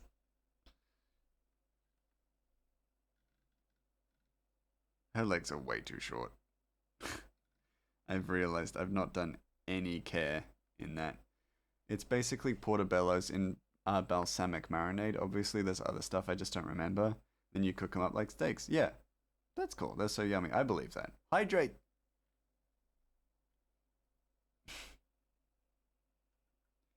I need to. Damn it! I need to give her height. Got the recipe from a D&D recipe book. That doesn't surprise me. That don't surprise me at all.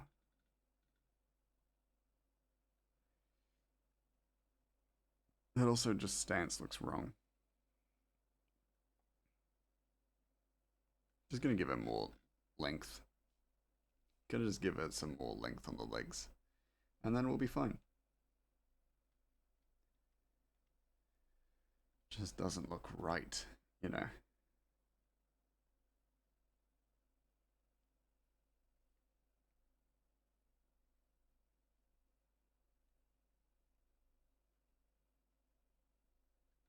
There we go. That's all that's needed. I wish I had more length in the legs. Joke's on you, I'm taking some of yours already. I'm cursing you to give me some more of your height. That reminds me, I have mushrooms and spinach. So I guess I'm gonna make an omelette in the morning. Yo! Nice! Nice! Jealous. I love mushrooms. And spinach. And omelettes. You got cheese? You got any cheese?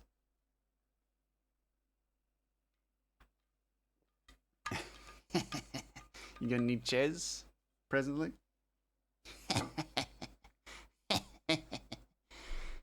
Don't worry about my laughter. I do. Ah, not anymore.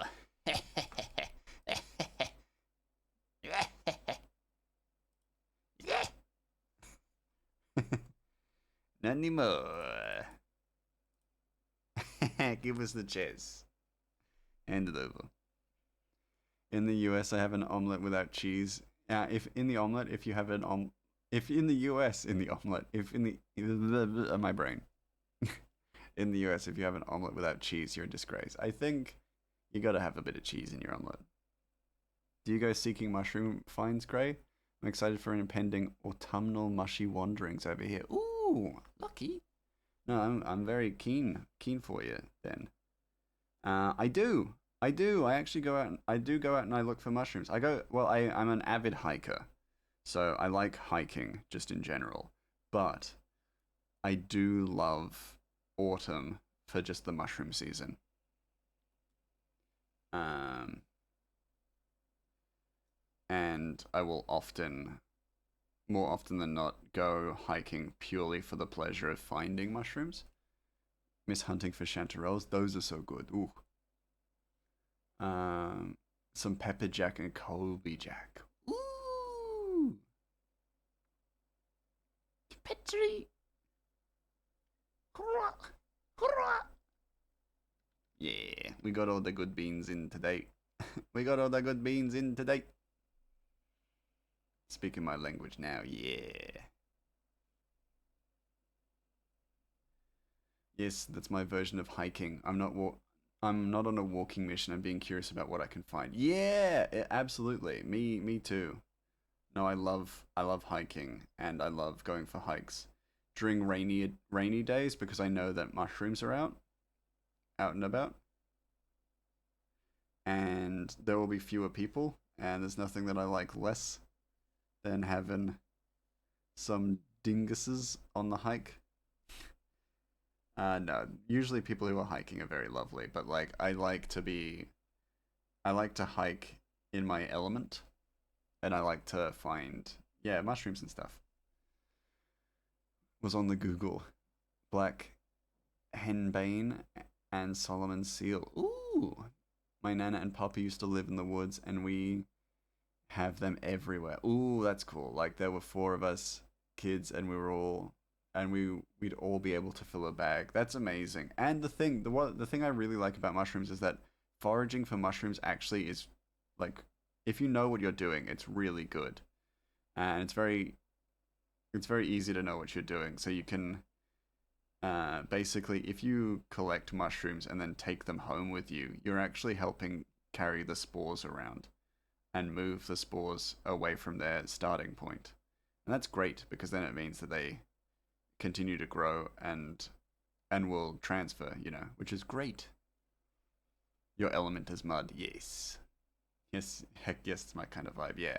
You bring like a basket or a paper bag, and then boom, bing bang boom, the spores will be able to travel, which is really good. And then it means that those particular mushrooms that you grew, the mycelium that grew them, um, will continue to live on, but just somewhere else.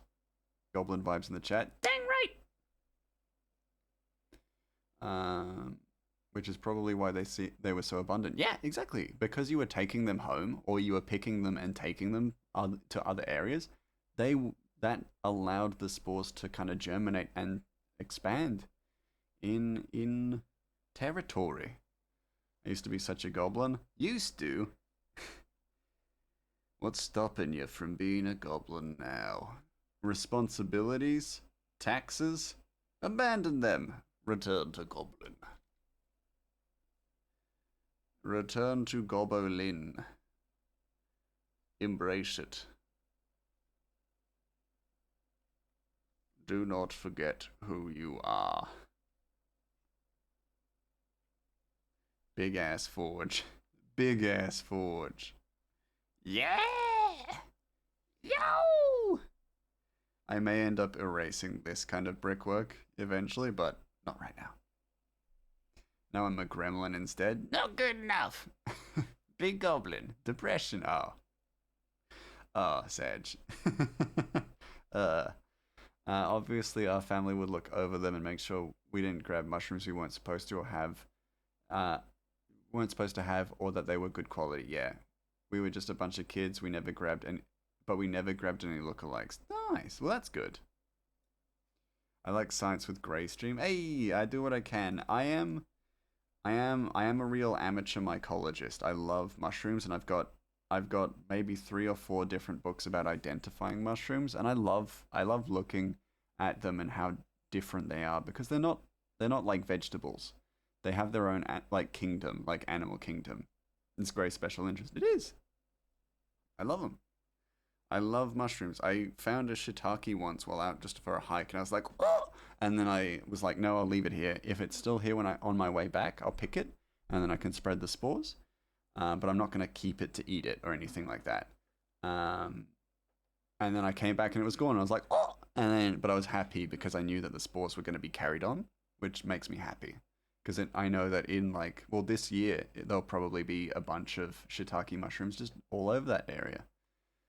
You may have a little book too. I have some fantastic books. So I have like an Australian field journal, which is important because I want to be able to accurately identify mushrooms I find in the Australian wilderness. But then I also have an American field journal from like the 60s, which is really funny. And if I can find it, it's probably hidden around somewhere. But it has some of the crazy, like the photos of some of the craziest looking people in it. There's a guy with a trombone on the cover, and he's in a full suit, but he found some polypore mushrooms on a log, and he looks so sinister. So like, yep, I love this book. I think I got it for my birthday. It's fantastic. Want to eat a puffball one day? Interesting, interesting. I don't know if they're safe to eat, but fair enough. Yeah, mushrooms are so different from veggies. You can't really burn a mushroom even if you don't add oil or water. Yeah, they are so fascinating how they work. And also we've had a relationship with mycelium since the dawn of time. Making bread and beer is only possible with yeast, which is a form of mycelium. So as a result, our our history with mycelium expands to the era of cave people, and the chemicals in mycelium have actually been believed to be the chemical compounds that caused uh, Neanderthals or early human brains to evolve as well. So there's a fascinating theory about how our relationship with mushrooms helped us evolve to beyond the hunter gatherer stage, which I find fascinating. But I haven't read too deeply into that, so I don't like quote me on that. I've tried so many mushies, and I only really like portobello and its babies. That's fair. That's fair. So portobello and pin. So pin mushrooms are mutated portobello mushrooms, and if you're in the shops and you see those brown pin mushrooms, they are essentially the same as the white pin mushrooms. The white pin mushrooms are actually mutations of the brown pin mushrooms, but they cost less because they're more easily mass produced. So if you're looking for mushrooms for taste and texture, just go with the white pin mushrooms because they cost less and they taste the same. Just a little money saving tip for you there from your mushroom loving mouse. I love the sound of this. Yeah, different from what you're thinking. I'll post a pic in the mush cord. Yeah. Uh, aren't puffs safe to eat? Don't quote me. I have no idea. I haven't looked at puff balls at all, so I have no knowledge of them. The mushroom has always opened the mind then. Yeah, in theory, yes. And that's why our relationship with hallucinogenic mushrooms is very fascinating. So you can't really like I again don't quote me on this, but overdosing on hallucinogenic mushrooms only causes like your actions when you hallucinate are more likely to cause you like lethal health problems, but you can't really overdose on. I'm not going to say this actually. It's what I've heard. You can't overdose on hallucinogenic mushrooms, but I don't trust that. Um, but hallucinogenic mushrooms have been used quite widely for end of life care to help people come to terms with concepts like death, and also help aid in acceptance of conditions or mental health conditions like depression. So we actually have a lot of use for hallucinogenic mushrooms and things like that, but they have to be used in a careful kind of space because also there's a very strong stigma around them, and I guess rightfully so because there's got to be some caution around stuff like that, and I don't advocate for it, but I'm curious about the applications of it all. Let me catch up to chat because I began to ramble and I forgot y'all were here. Apparently they can only yell or they get huge. Here we are. Here we call them Criminis, Baby Bella, and Buns, I think. And they are, I don't know what that acronym is, but all the babies of Portobello, little porty guys. Yeah, they're all mutations of Portobello. Got to cut it in half And if there's any discoloration, then it's inedible. Interesting. Theoretically, I'd imagine it could cause serotonin syndrome. Definitely. I want to find a good sized one and make it into a pizza. Ooh, cool. I heard that the same thing about being that they're sero, serotonergic, and I'd imagine it's possible. Definitely. Anything, everything in moderation, even hallucinogenic mushrooms. Then chop up the rest and freeze it for later. I hear it freezes well. Nice. Oregon has legalized them in certain contexts. I heard it's for research, but I don't know. Hmm. Well, yeah, I think research into it for things like end of life care and mental health is only a good thing. But then also there's got to be some sort of regulation on it. There has to be certain levels of care and abuse of this kind of law is likely to happen, but not by the people who actually want to make a positive change. So um, managing that is going to be its a whole thing as well. So yeah,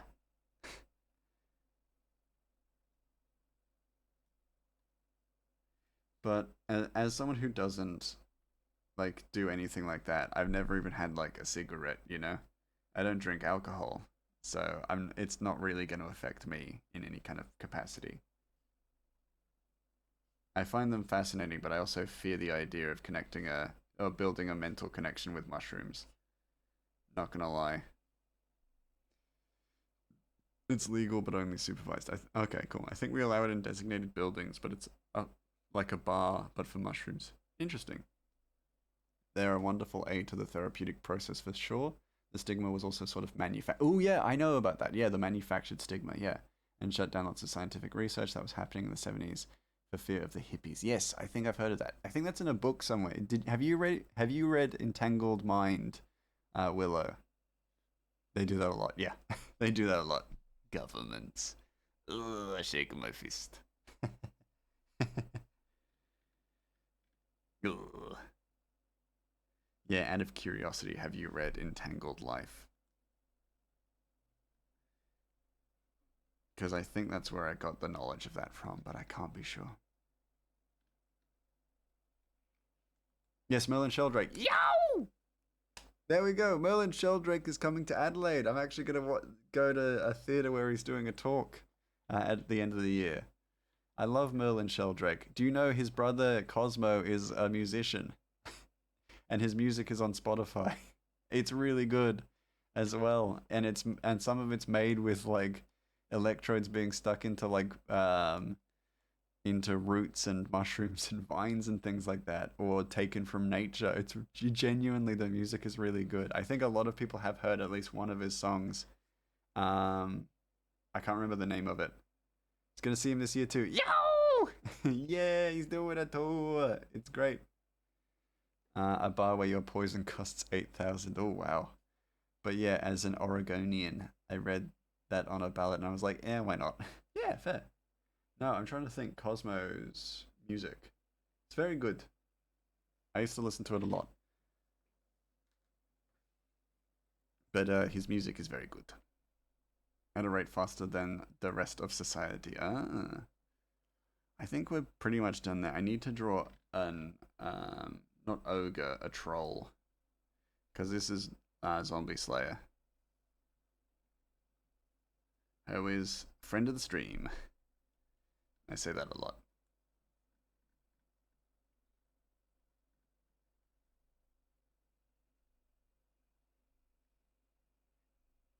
Okay, I can probably put away this reference art of Patelli. We are done. Done with Patelli for now. She will be back, don't worry.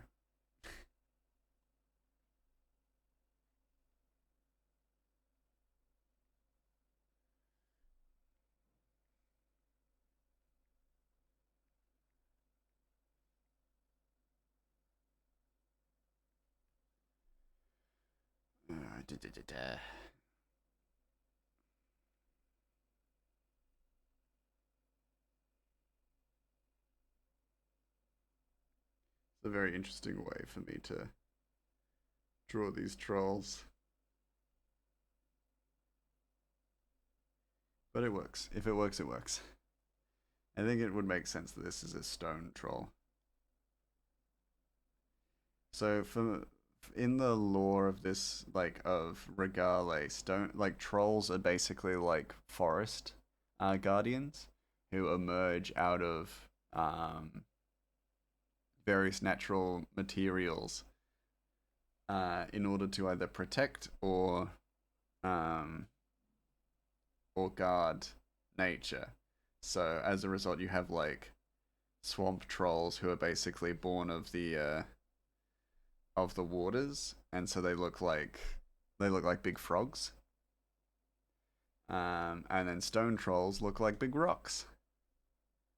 I think they'll probably be quite similar to the trolls in The Witcher.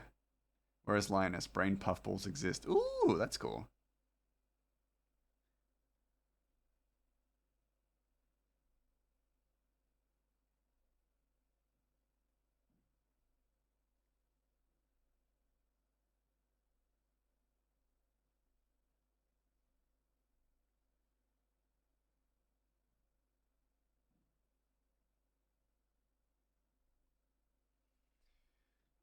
We're gonna have to do a bit of fiddling with this guy.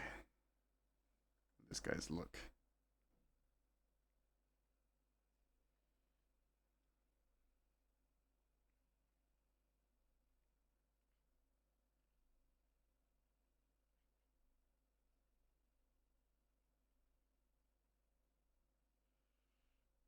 Gonna do a bit of theorizing about this guy's look. Let me look up a turtle.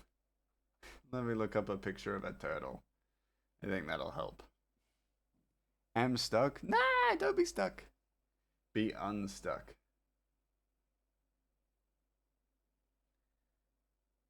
Turtle. Dog arm disease. No! Dog on arm disease. Oh, okay, that's okay. I thought that was like.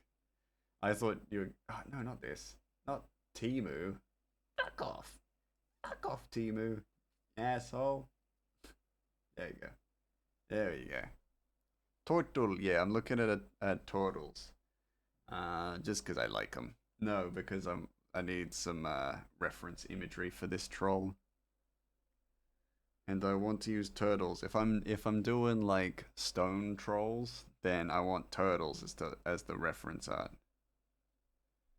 Turtle. That definitely goes in the necromancy potion. Yeah, brain puffballs. Yeah, good idea. I like turtles. He's got abs on his head.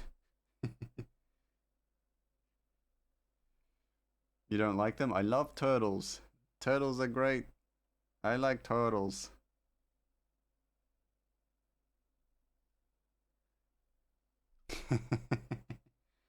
Turtles. I don't like turtles. No. Oh no. I love them. Not that I would know this song because I don't know songs. Yeah, I like the idea of the troll being like a big turtle. Because trolls, again, forest guardians. So I fucking love the idea of the the troll being like looking like a turtle, made of stone. Amazing, fantastisch. Because also there's a playable race in D&D called like the turtle people. I can't remember their names. Rafe, you could probably answer this for me, but the turtle people. But I like the idea of assimilating them into trolls and making them just bigger. Just bigger. Just bigger guys. And there will be other kinds of like stone trolls. Yeah, we're making a big turtle, Miri. I know you, Miri. I know Miri better than the back of my hand. Miri, you like turtles? Turtle? They're called turtle people? They're like turtles? That makes me sad. That's very unimaginative. I blame you, Matt Mercer. This is your fault. Yeah, I knew it. I knew it. Miri likes turtles, confirmed. But I already knew, because, like, ding ding. So is green. What? Meme. What? What?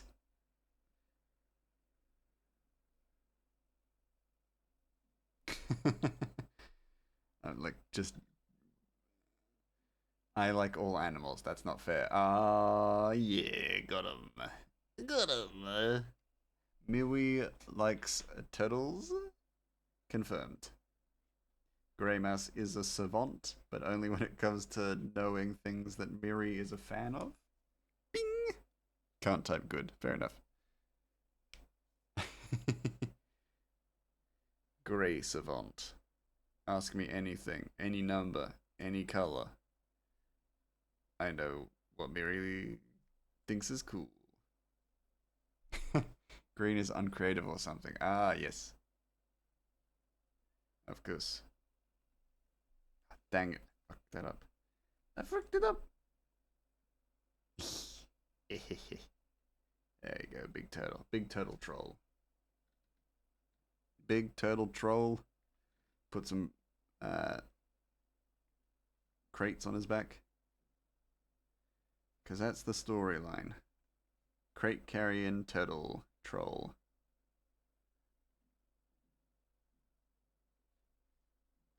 Well, I like the idea that basically these turtles, or these trolls, are being used as basically like freight and forklifts, essentially. What's my favorite number?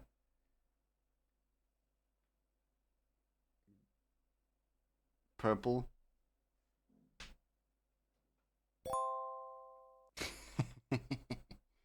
I don't know your favorite number. I only know Miri's. Miri's favorite number is 65. Is it 6? Wow! Yo! I did it! Did it! Yeah!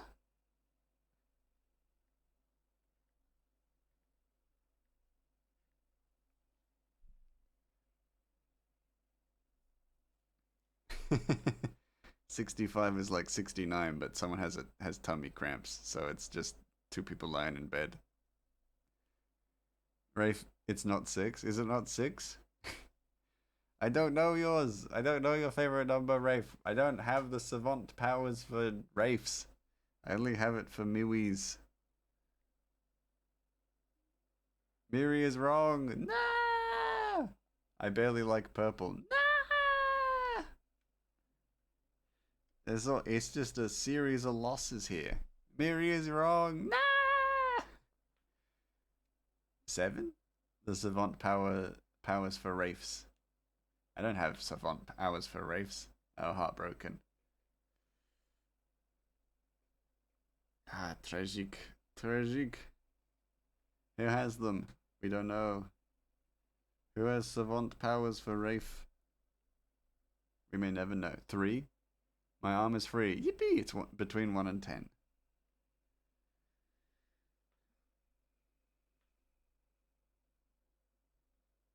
I don't know what else to draw on this guy. Because he's kind of blocked up by the background.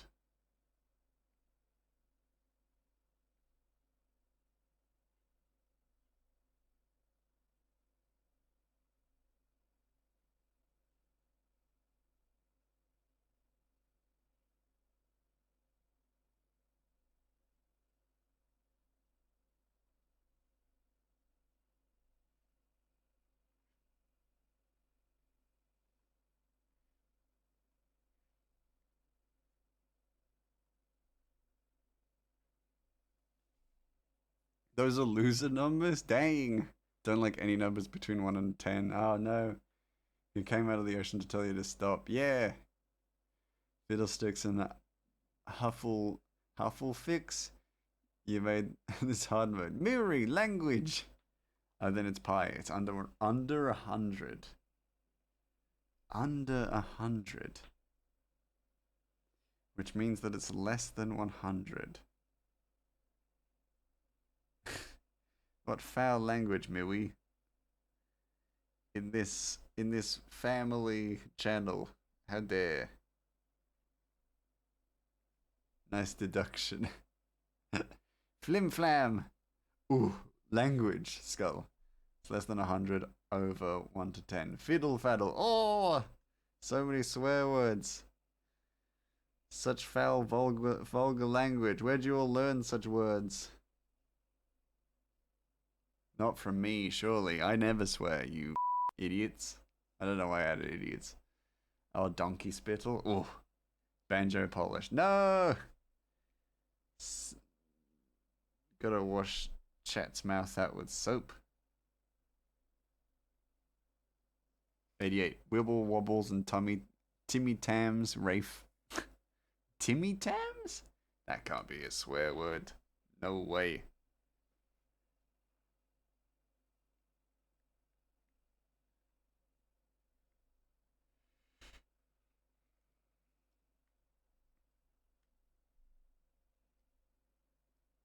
Don't like it. Feels naked. Scares me. Said what I said. Timmy Tams. No, you're saying it again, Milwig. Oh, so many swear words. Ah. Let me just tell you. 42. 42. Horse jockey. Horse hockey. Oh. Not horse jockey. Must be 92. Banjo polish. Bajingus. Bajingus? Bajinjos. No. Stop swearing. No. Such filthy language. Where'd y'all learn all this? Probably from Yui. Ah! So many swear words. Let me tell you, y'all are gonna have to wash every single one of you's mouths out with soap. Cause you're all swearing so much. From me, yes, I am a cherub. I'm a little cherub. Little cherub. I've never sworn once in my life. Never once. Never. I would never swear. I'm a good little mouse. I have never sworn, and so Mouse Jesus said upon to me, I'm a naval captain. Mouse Jesus said, here's a ship, go sail the seas. Because you've earned it, you little grub. You little grubbo. You've never sworn before, so that's what a good naval captain would do, not swear and hunt pirates. That's what I'm gonna do. That's what I'm gonna bloody do, mate. I'm gonna catch him. I'm back to normal. I don't know why. That's just not. I just like that number. 49. Fair enough. Would have never guessed 49. Yeah, you don't seem like a 49 kind of person, Rafe. Not gonna lie. But hey, each their own. No even numbers? That's wild. Oh, I'm getting head pats underneath my hat. How dare. Wait, 4. Wait. 4. I chickened out. I'm guessing 44. Ah, don't worry. Just evidently go with your gut. I'm odd at heart. Yeah, fair. That tracks. Yeah.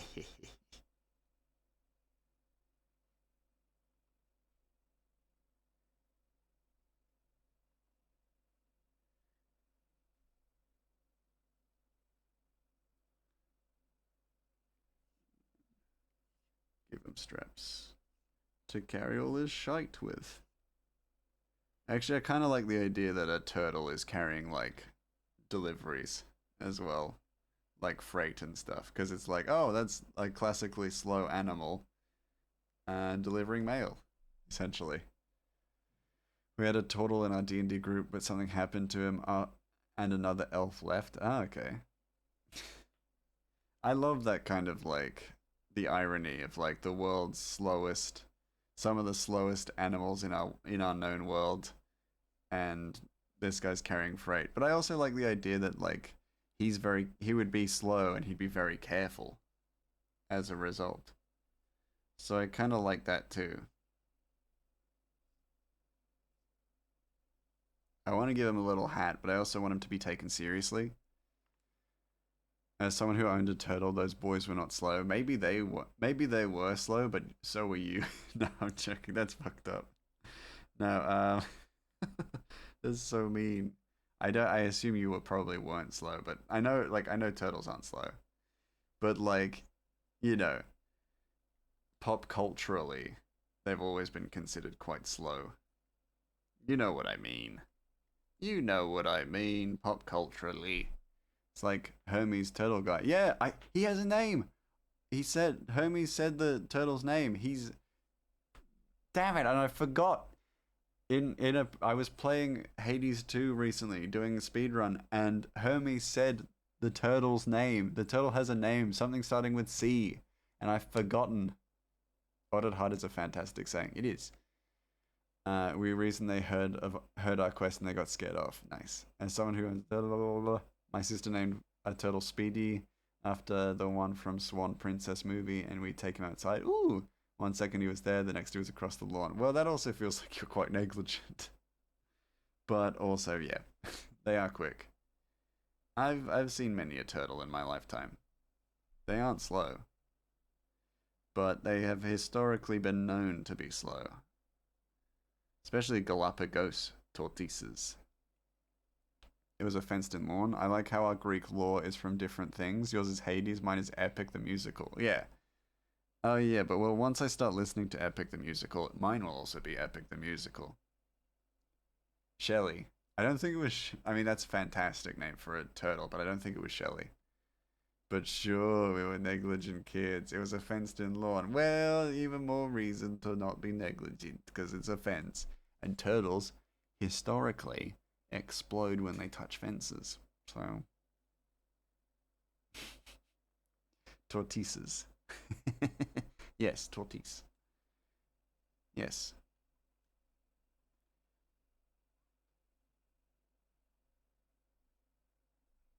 Shellin. Maybe.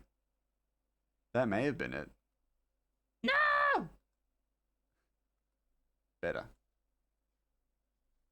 Trying to put cell shading in this boy. Shellin. Maybe. That wouldn't surprise me. Kind of want to give him pants at least. I feel weird about having him not have clothes. But then maybe I should get over it.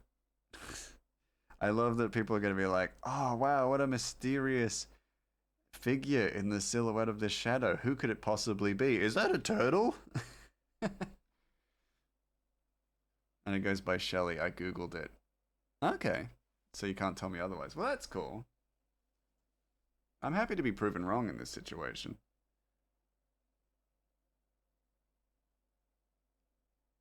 Is that turtle naked? No. I almost accidentally drew a cock and balls on the shadow. So I'm not gonna purposely draw a cock and balls on the on the turtle. I'm not some sort of lunatic. I was adding to your joke. Oh. No, that's the meme. Oh. Nude turtles? I don't know memes. I'm too busy getting paid. Making bank.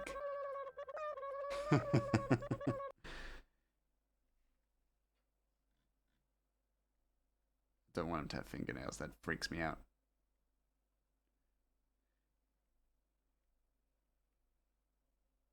I wouldn't bank on that.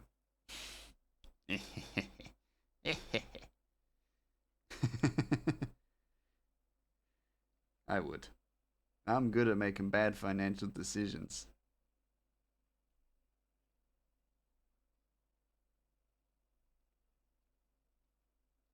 You can trust me to make bad financial decisions. Don't wink at me. Speedy was fun to clean though. Oh, you did a toothbrush? Did a little toothbrush against his back and he goes, yep. Does a little dance. A little one of these. Do one of these. He had his own toothbrush and we'd brush. Yeah! Nice. Hell yeah. Hell yeah.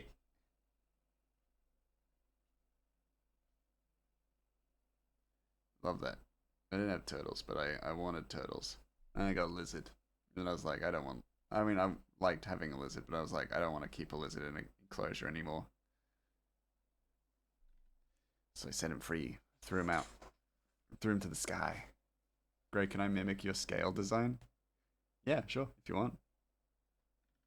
It's a very basic scale design, so like feel free. Feel free to take it. Take it and use it if it has helped. Or if you want to choose to mock it, also fair. Needs basic scale design. No! The scales! Munch, munch, munch. Crunch, crunch, crunch, crunch, crunch. Ah, my scales! Maybe he's not a rock troll, but I like the idea of turtle troll. Like a turtle that maybe was possessed by the spirit of a forest guardian and has become a troll. I just couldn't get the scale right. Shut up! I'll leave? No. Stay.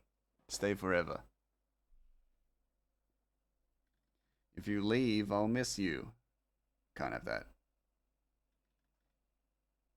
Cannot have that. Might add in a what are they called? Dwarf. Dwarf. Because there is a dwarf. The smack desk, worth it. I always feel like it's kind of necessary.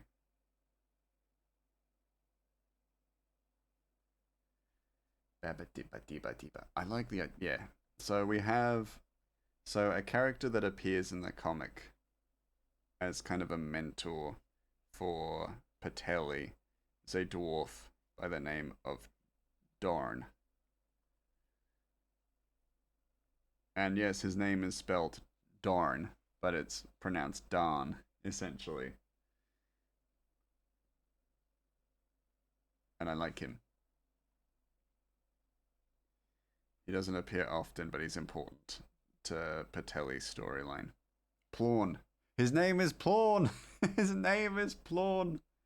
You're right, Skull. It should be Plawn. So be it. His name is Plawn.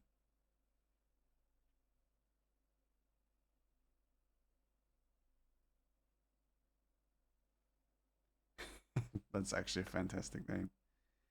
Yes, we call him Plawn. Plorn. That actually, at the very least, doesn't sound like darn. But yeah, I'm gonna have to just there. But I also like, so in the comic world, dwarves and goblins are quite symbiotic, and they get along quite well. A lot of business relationship and like trade relationships between goblins and dwarves is quite positive. Gray, I lost 5 kilos. Nice, congrats. Unless that's not what you were looking to do, then oh no, where'd they go? But I assume that you did that on like intentionally, which in that case, fantastic, nice work. Like lost them. I don't know where they are, where or how. Gonna head to bed. Thanks for streaming, Gray. Comics looking great. I enjoyed the mycelium minutes with Mr. Mouse segue. Hope you all enjoy the rest of your time zone. Thank you so much for popping in presently. It is always lovely to see you. It's always a pleasant surprise.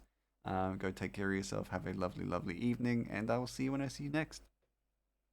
It is a positive. I just don't think I did anything different. Well, small changes do make a big difference, especially in exercise and what's the word? And losing weight. Like you would be surprised how quickly change happens when you're just consistent. Like genuinely. Sometimes it just comes down to consistency.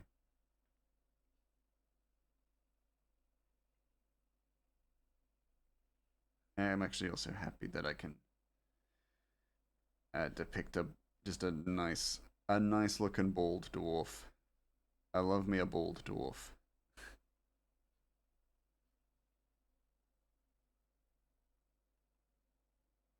Dang, it was the Pilates. I had to stop for a couple days because I hurt my back. That's fair enough. Like, yeah, you don't want to go too hard on them. But no, that's great. And just genuinely, just consistency. Just consistency is all that matters. If you are consistent enough, you will see results faster than you expect.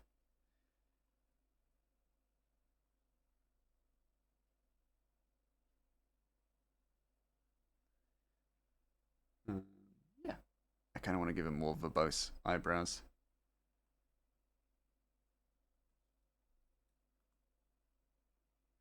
So I'm gonna. I'm gonna.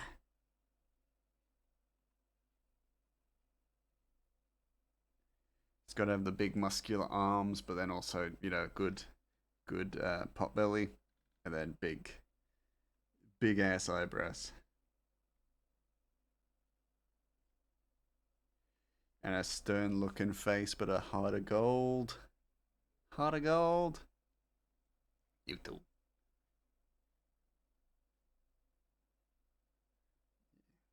Then, of course, the most important part, a ponytail.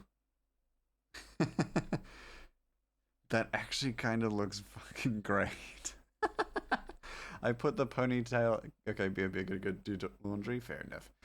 Enjoy your laundry. I put the ponytail in as a joke. I actually kind of like it.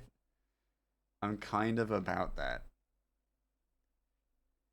I gotta give him just a little back ponytail.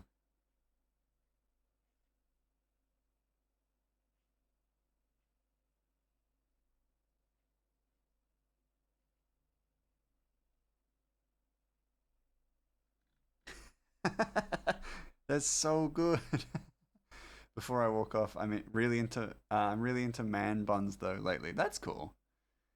I don't think Plawn needs a man bun unless no, that would look too like feudal, I think, and I don't want to necessarily make the association of Plawn, no, of dwarves and feudalism. I don't know why. I just don't think like my intention is not to have any of the races in the series remind people of races in real life, so I'm going to avoid like a feudal design.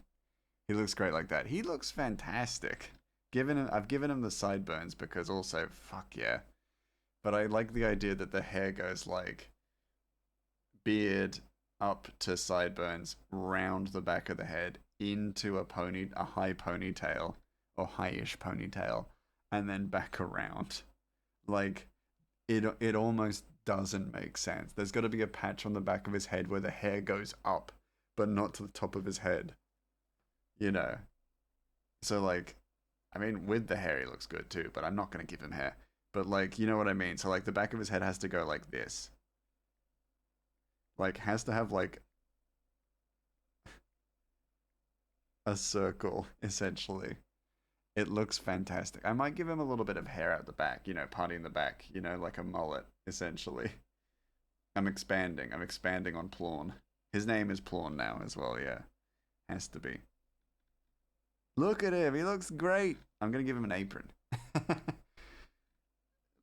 Yo! Because he's a blacksmith. Because, I mean, I said I didn't want to, like, I wanted to avoid any kind of stereotypes or stuff like that. But yes, he is a blacksmith.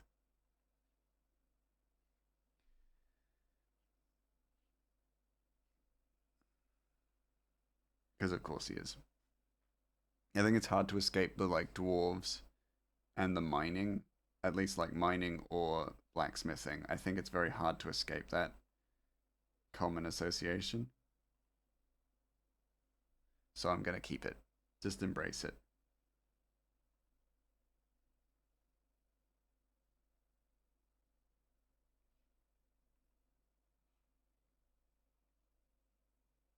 Yeah, like him. And I do like the idea that dwarves and goblins are probably pretty similar height. Especially Patelli, who is quite tall for a goblin.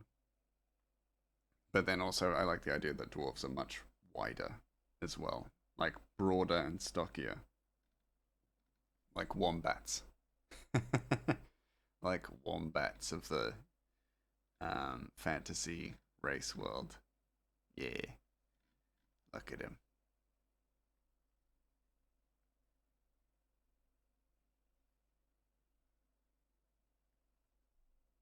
Maybe too much. There we go. Just keep it simple. Plawn. Plawn, son of Glawn.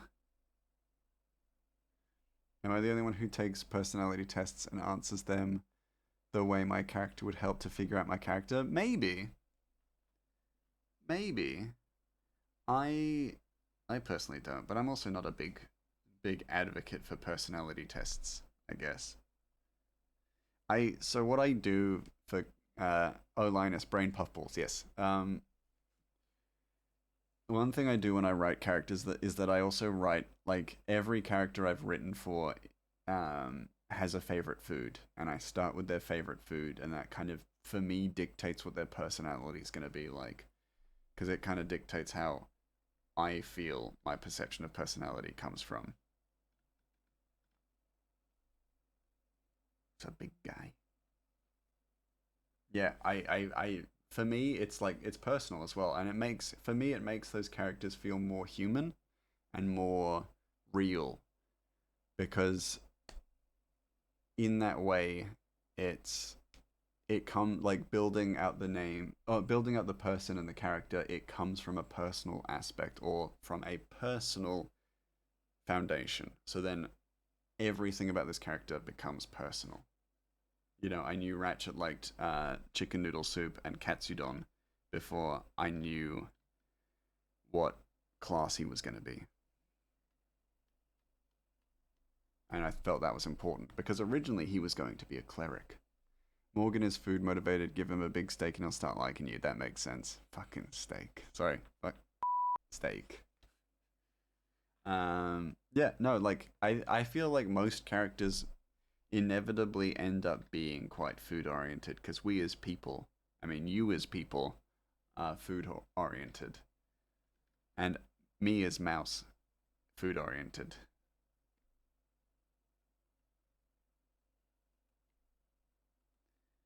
But I do believe that, in that, if you want to have a good hook to making your character more personal and more personally written, then choose a food. Start with food. It's a small thing, but it makes a big difference. Me as a lion, I like food. Exactly, exactly.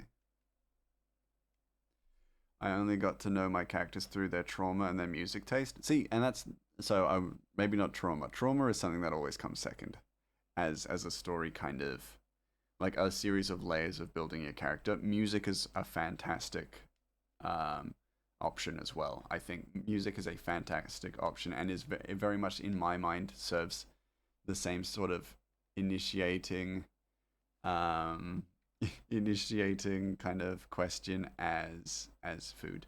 Hello, the better lampshade. Thank you, you sweet bean. I appreciate the kind words. Thank you, thank you. You like Ratchet? I am very glad. Or are you talking about me? I hope you mean Ratchet, because Ratchet is cute. Me, I'm just me. Look at the little hat, little hood pull.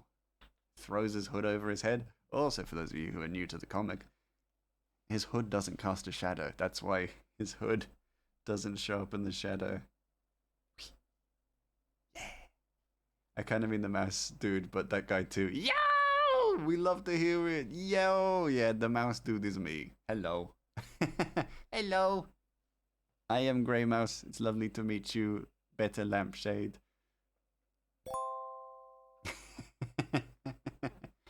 How you doing? Welcome in. Welcome to the soup. Welcome into the us. I might do a bit of floor, like, texturing, but we'll see. See how we go. We got a little bit of time. I would like you to know I've written 2.5 pages of badly written draft and I'm kind of impressed with myself. Nice work! Nice work, Lioness. No, you're doing great. You're doing great. Keep it up. Keep at it. We must know how this story goes.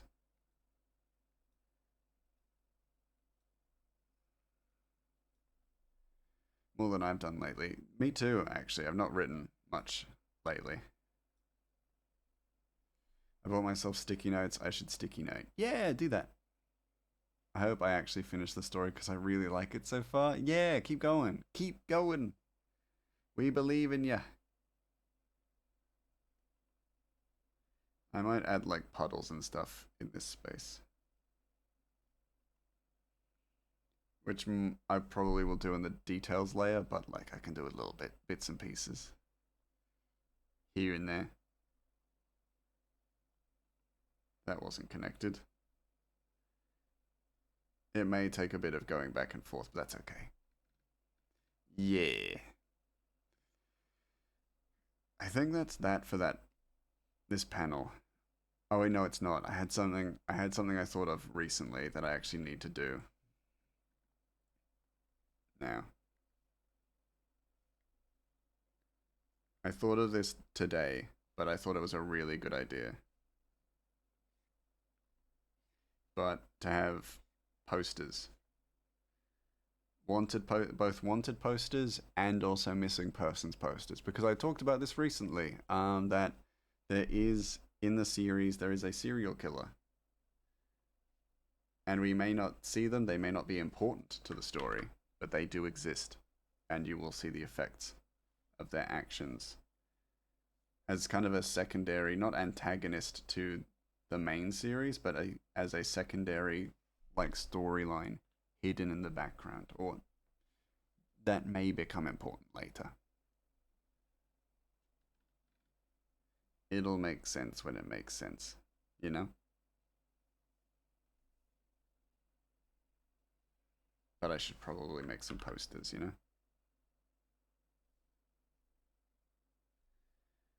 Altering perspective can be tough, especially when you're not using a perspective tool. I won't do the writing yet because I can use a text tool for that, but that'll come later. But I can use a drawing.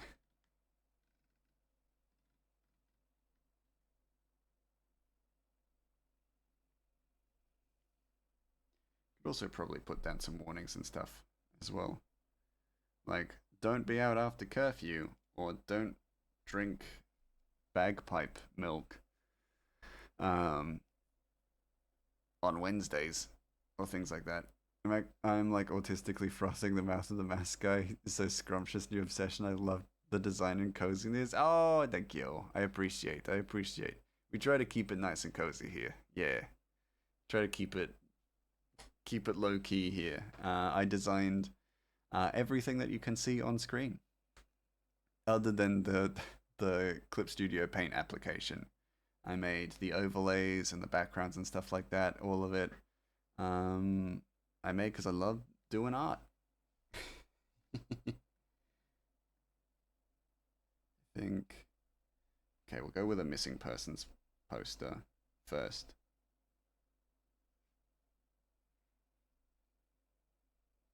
But yeah, I appreciate that. That's very kind of you to say. I try, but I'm so shit at art. Ah, that's okay. That's okay. It is what it is. It happens. And as long as you're trying, you're getting better every day, you know? I can only draw with silly little squares. That's still something. You know, it may be small, but it's still art. Art is still art at the end of the day. So as long as you derive joy from it, then that's good enough. Because I think plenty of other artists have felt the same and have felt like they're in the same boat as you. It's very easy to be down on your own work when um, you're the one making it, you know? It's almost like a secondary skill that you learn doing art for a long time and doing art in a public forum for a long time. Is that you learn that maybe you're not so bad. Maybe you ain't so bad, and you can be just quite like your own judgment can sometimes be the most damning or the most judgmental.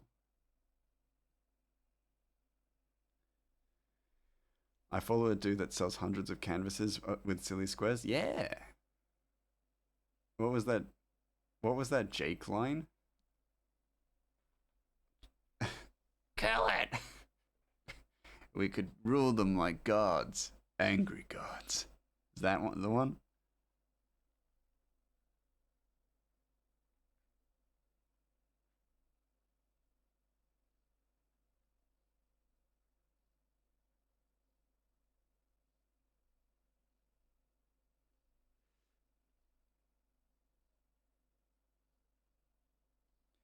I I can share some art if you have a Discord server or something. I'm really quite bad though. That's okay. That's totally okay.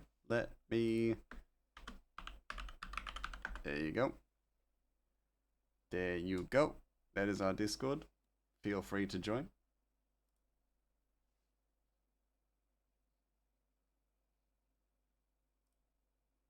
No problem. No problem. Welcome to the soup.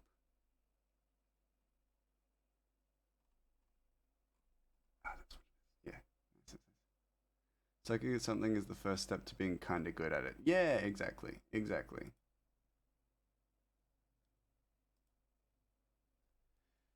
You can never be good at something until you suck at it first. And I think a lot of artists get like the benefit of being kind of bad at art when they're kids. So it can just be a timing thing, but like sticking with it, sticking with the thing, you're only going to get better.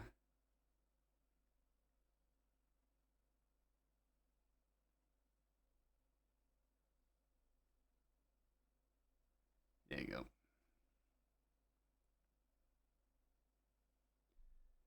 Yeah.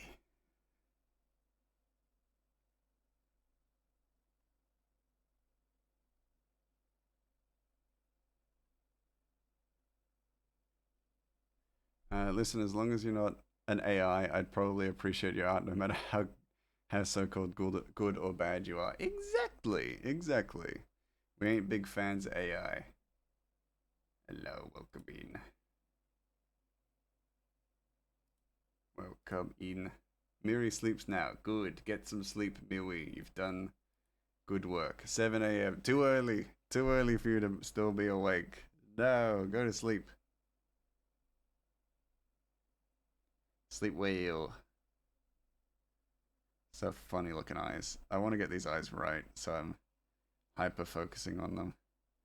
I might just leave them out because this is going to be tiny. You know, this is going to be tiny. I don't think it needs to be. I don't need to put this detail into it, you know?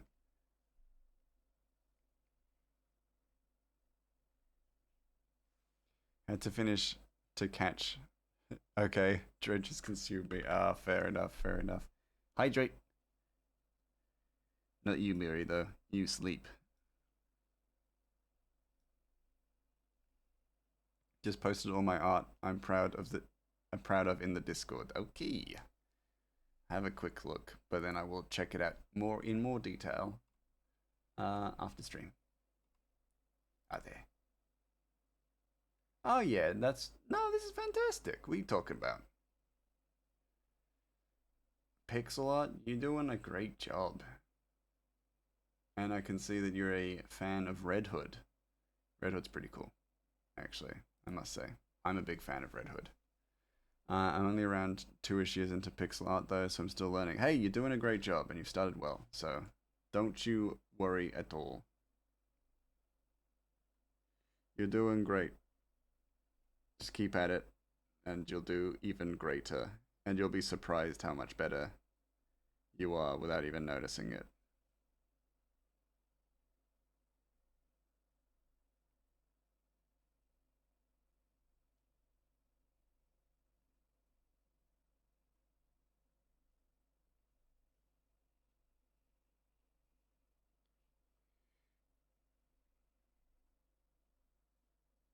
There we go. Yeah, no, you're doing great. Doing great. That chin is a bit bulbous.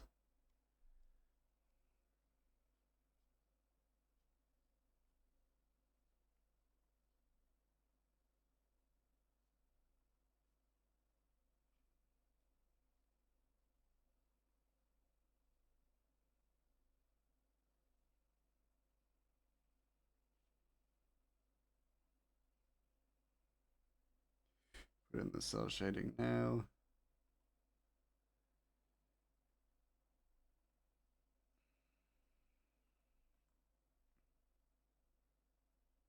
Conan O'Brien, missing.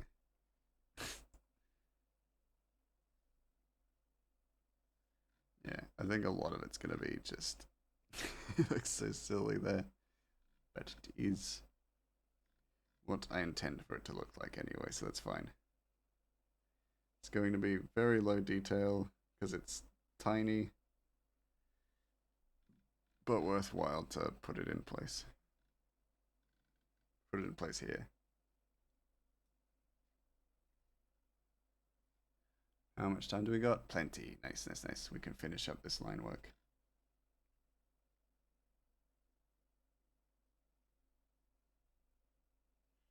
I feel like at this point, any hint towards this particular character that I'm currently drawing, people will recognize almost immediately, which is good because you want to have those recognizable characters.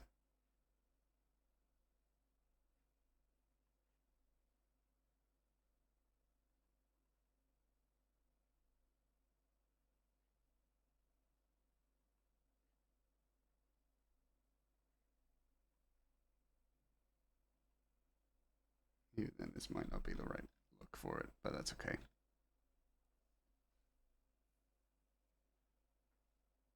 Yeah, we'll keep that as it is for now. If I need to fix it, I can fix it pretty easily just by erasing that poster and restarting.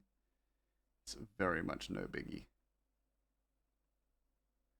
Kind of probably want to go more for an abstract look for this wanted poster.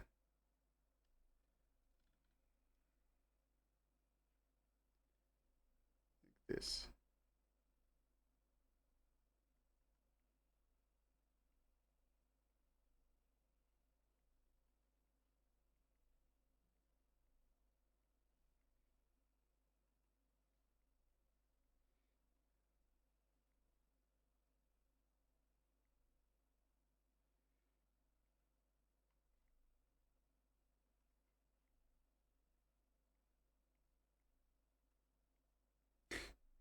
Like a weird, obscure spring-heeled jack.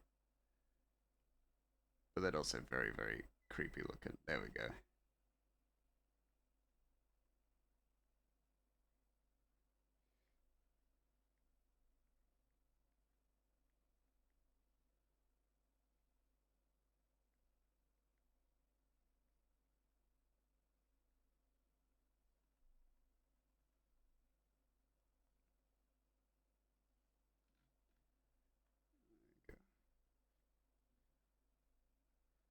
Apologies all, I'm hyper-focusing. Ah, no! Filled in the wrong space. Bad. How much can you guys see? You can see plenty. Good, good, good. Good, good, good. Yeah, that's cool actually. I prefer that. That looks way better for a wanted poster because it's fucking sinister. I mean, that's sinister. Yes, much better.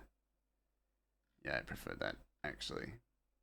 Immediately decided I'm gonna erase the other one. Just the first block and then we'll come back to it later with a different idea. But they didn't get the nose right. Exactly. Well, that's why you just got to draw in silhouette, because then you don't have to draw the nose. Perfect. Perfect every time, because it's all silhouette. We've done that. We're finished up with that, this panel, for now. We'll come back, but... do I get the reference? Of course, it's a Tangled reference. I know Tangled. It's not often that I get references, but when I do, I know them. When I do, I've heard of them, you know. Okay. Yay! Yippee! Of course, I do get Tangled. That one I've got.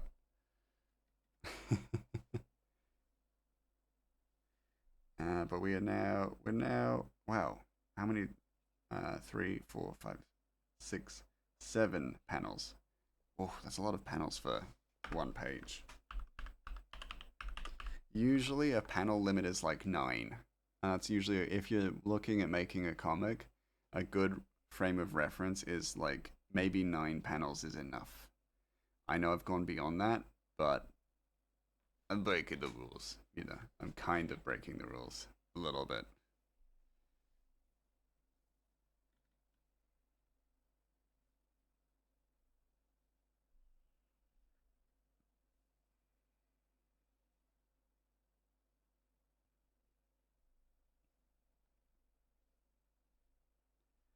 Okay. Oh, this is the wrong one. This is the right one. There we go. I got a reference. Yeah! Nice. It's rare. That is rare to happen. But, so the thing is, my allowance of the extra panels is because these are very small panels. And so, as a result, they don't need a great deal of detail, but they do keep the flow. Oh, God, I'm so sorry I hit the mic. They keep the flow quick. And so, if you want to expand beyond the level of panels that I've just recommended, that being 9, then usually a good rule is that if you want to speed up the pace of things, then you do a lot of panels of, or if you want to slow down the pace of things, sorry, it's the opposite. Then you do a lot of panels, like breaking down the detail of everything really, really, like almost laboriously. Oh, I did it again. I was like, oh, I better not just fill in the whole panel with darkness, and I did it again. Dang it! I'm a fool. There we go. We're back.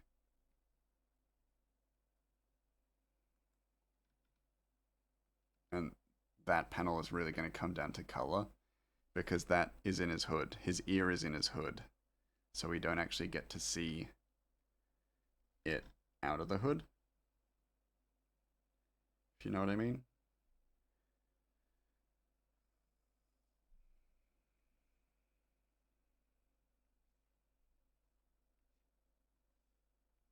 So it's got to be dark, at least.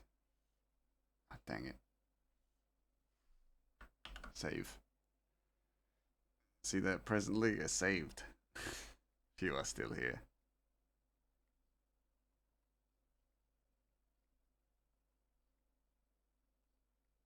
How does his nose look?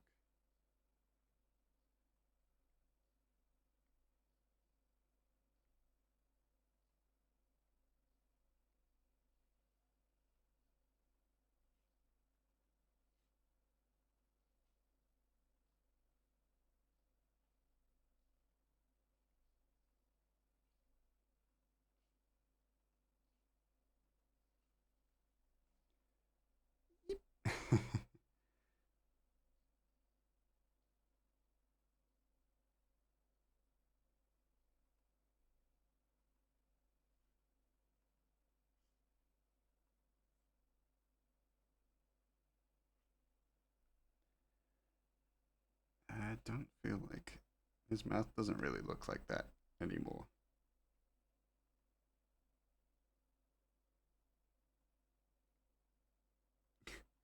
Might keep that like that though. Oh, Clono! Yo! Hello, welcome in. I was like so hyper focused. I just looked up and saw new name. Hello, how you doing? Let me get you a shout out, Clono. What were you doing? We're under attack. We're being raided. We're under attack. Being attacked by a demon. How you doing, Clono? What were you up to? Protect the Ches. Minecraft. Ooh, lovely, lovely. Hello, Dark Fragmentation, Da Purple. Welcome in. Welcome in. Get comfy in the soup. You're going from Minecraft, probably high intensity Minecraft, knowing Clono, to some low intensity, chill vibes. Avery! Hi, I was also part of the raid. Lol, I didn't copy the message. My bad. That's okay. That's okay. I will mentally assume that you said cult raid. But it is lovely to see you all. I hope you've all had a lovely, lovely day and or evening. Now get comfy while we chip away at some of the drawings for about another 19 minutes. But yes, tell me, did you have fun with the Minecraft? Did you kill the Ender Dragon? I sound like a dad. Hey, thank you for giving Ratchet a head pat. He probably needs it. He's being nostalgic in the comic right now, so he probably needs a good little head pat right now.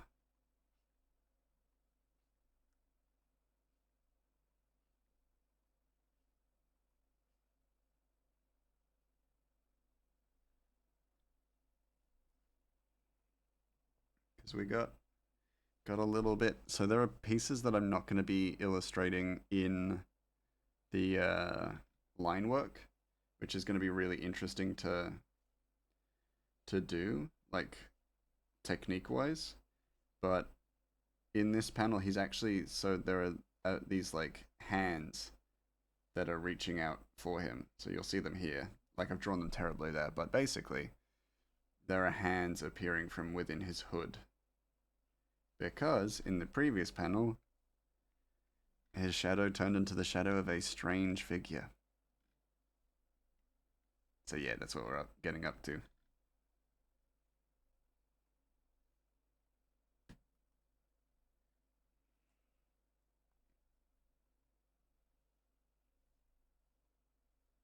He's being hunted by a strange shadowy figure.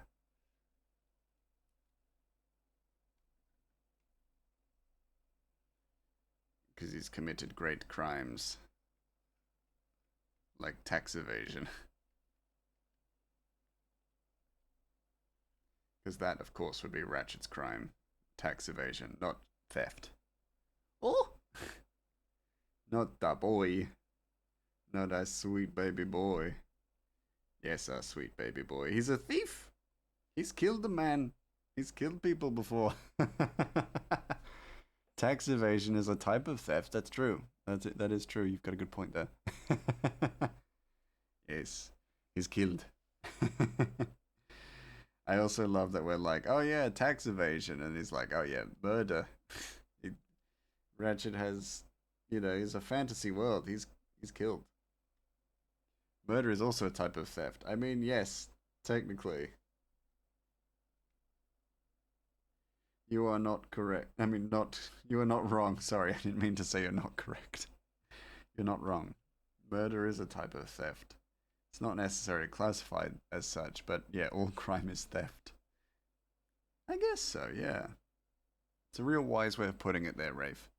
Stealing my heart is also a type of theft I'm willing for a cute girl to do to me. Yeah, fair.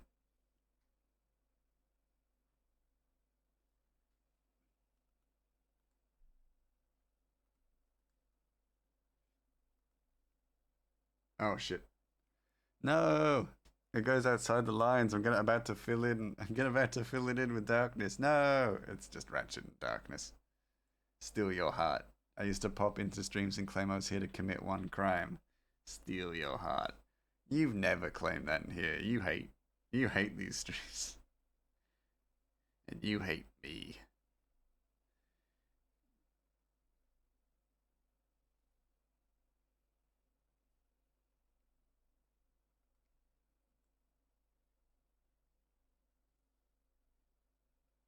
I eventually stopped doing it. I don't know why.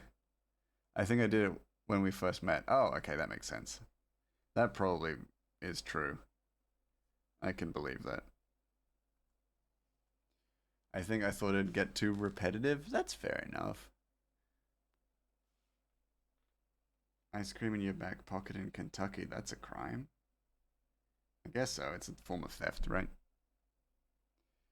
Hi, Chloe from Avery's phone. Lol, my internet died and it's 6 a.m., so I'm gonna lurk. Have a good stream. All good, Chloe. No, I appreciate you popping in and raiding. Have a lovely, lovely sleep. And thank you again. I know I said thank you at the start of that sentence, but thank you again. And it is always lovely to see you. Such a good set of sweet beans. Now it ain't just one sweet bean that I know for certain, it's all of them. Technically stealing the time of the police, which is such a non-crime. Yeah, no, their time is made to be wasted. They can't stop you from wasting their time. They can't legally stop you from wasting their time, so waste it. For sure, yeah. Yeah. I feel like I need to give it more expression, so I might do that later, especially with such stupid laws. Yeah, exactly.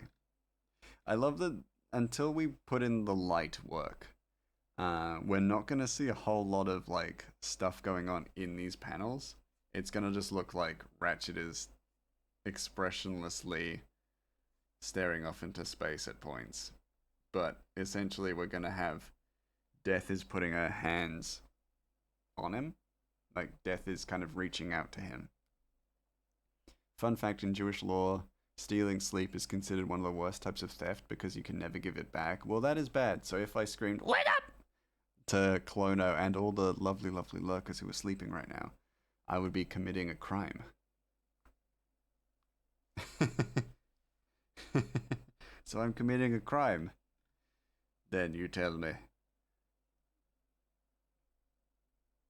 Oh, that looks like a detailed panel. I feel like I just focus on other panels and not do detailed panels. Maybe.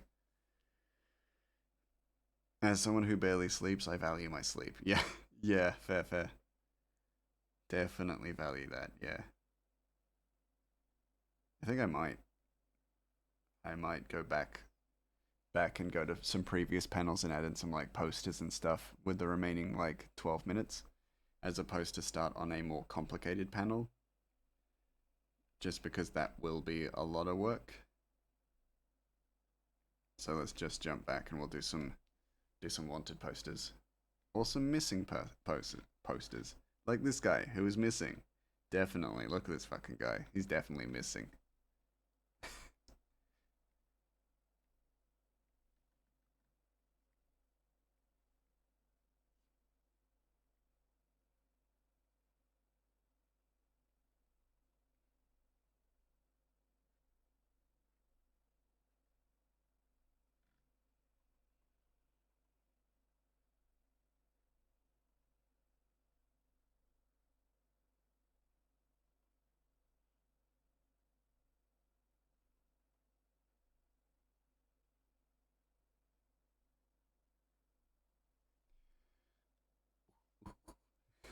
Ooh.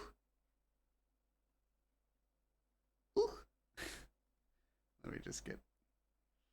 So I want to depict... There's a missing person and it appears to be a Death Maiden. But I want to give enough hints that it is a Death Maiden. So, gotta go with the Death Maiden kind of like attire. I have a reference to this, don't I? It's in the Discord. If you were Jewish, then yes, although I think no stealing is one of the 7 laws that non-Jews have to keep. Judaism doesn't believe in making everyone Jewish, but there are 7 laws that basic human decency for every human. Some include no stealing, no murder, no incest. Fair enough. Fair enough. Let me roll back. How long ago did I post that Death Maiden artwork? Probably a while. Long before I went to England. Evidently. Is that it? There it is. Oh yeah, I love this. I love this art. It's so cool. It's some of my favorite works. Back it up.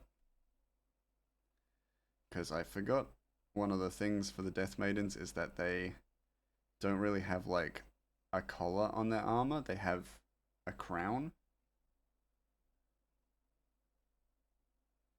Like, it's like an armor collar, but it's basically like a series of spikes, but it depicts that no kings, like no one escapes death. Not even kings. So they have around their neck like a collar that looks like a crown and is adorned with riches as well. No amount of money can escape death. The Death Maidens in this world are figureheads of ensuring that balance is kept in the world. It's really cool. Yeah. Oh, Death Maiden. So I might start like posting breakdowns of like factions and things like that in the world. But Death Maidens are essentially, they are medical practitioners who also deal death. So they are warriors and medical practitioners. So they actually operate hospitals and heal people, because ensuring life is also a part of making sure that death is avoided when not needed, and then also ensuring that death happens when necessary is also part of their job. So they are like basically holy angels. Um, Only women can be death angels because death, in the only appearance that she has made in the world in previous um, existences, has been a woman. I love that idea so much. Yeah. And basically, if a death maiden comes to your city, there is a likelihood that either she is there to bring it down or she's hunting an undead. So one thing that death maidens do is that they hunt undead. We have seen two death maidens already in Timberstone, but I also like the idea that death maidens, that the idea of kidnapping a death maiden is a very, very bad thing or a very, very dark thing. And then you'd have to be very, very dangerous to kidnap a death maiden, or very, very stupid. You'd have to be either stupid or very dangerous to be able to capture a death maiden. I might repost the art to show you Lioness, but yeah, I really love death maidens as characters. That's not correct. It's the pose I did for them makes her seem very, very booby. She's not super booby, but she's a little bit booby. That's okay. It's not something within a person's control, but she is very booby.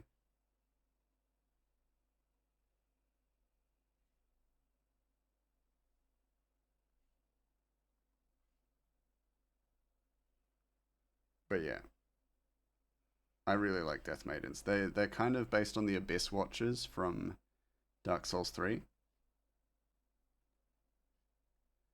I could probably bring this down. Fucking hell. Oh no, that's not ideal, Lioness. I'm sorry to hear that.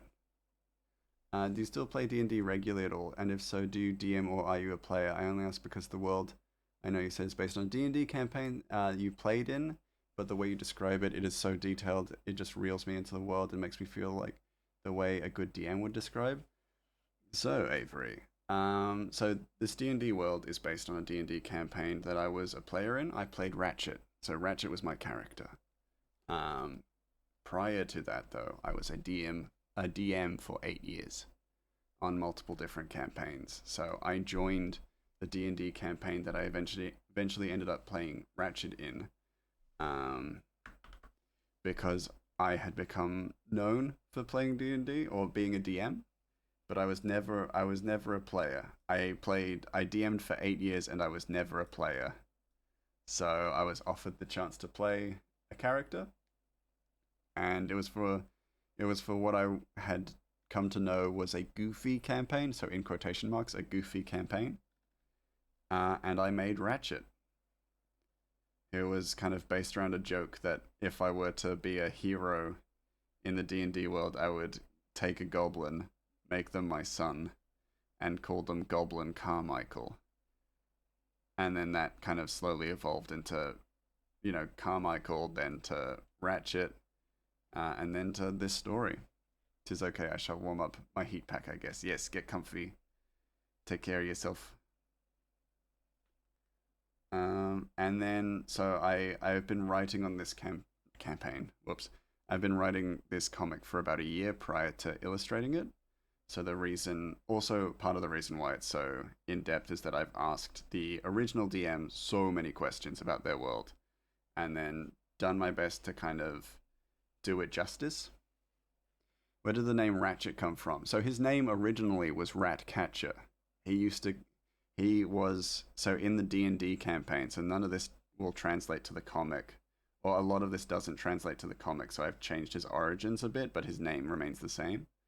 But in the D&D campaign, he used to catch rats for the Royal Guard, and then he moved on to join the party that the party that is the D&D campaign's party, known as the Blue Steel Trading Company.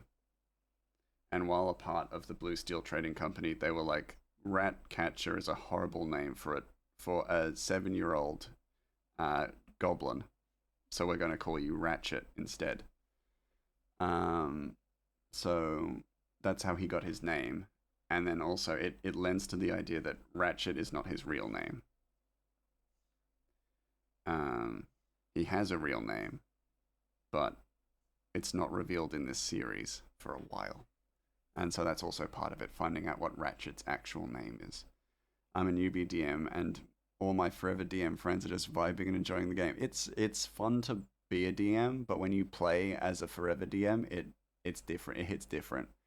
It's so cool. You gave off DM vibes. I hate that you didn't get to be a player for so long, but hey, you finally did. When you finally did, you got this out of it, and I love it so much. Hey, I appreciate that. I appreciate that. Yeah, when I started playing D&D wasn't super popular. At least not at my like school. At For a very long time.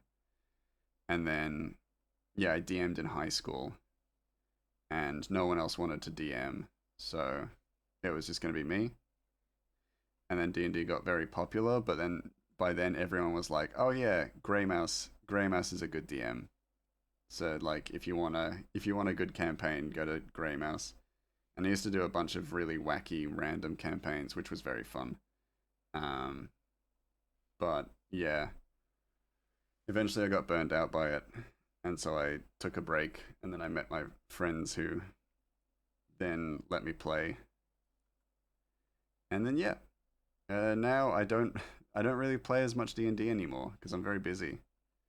But I took this away, and also because this campaign that Ratchet is a part of ended um, without a conclusion.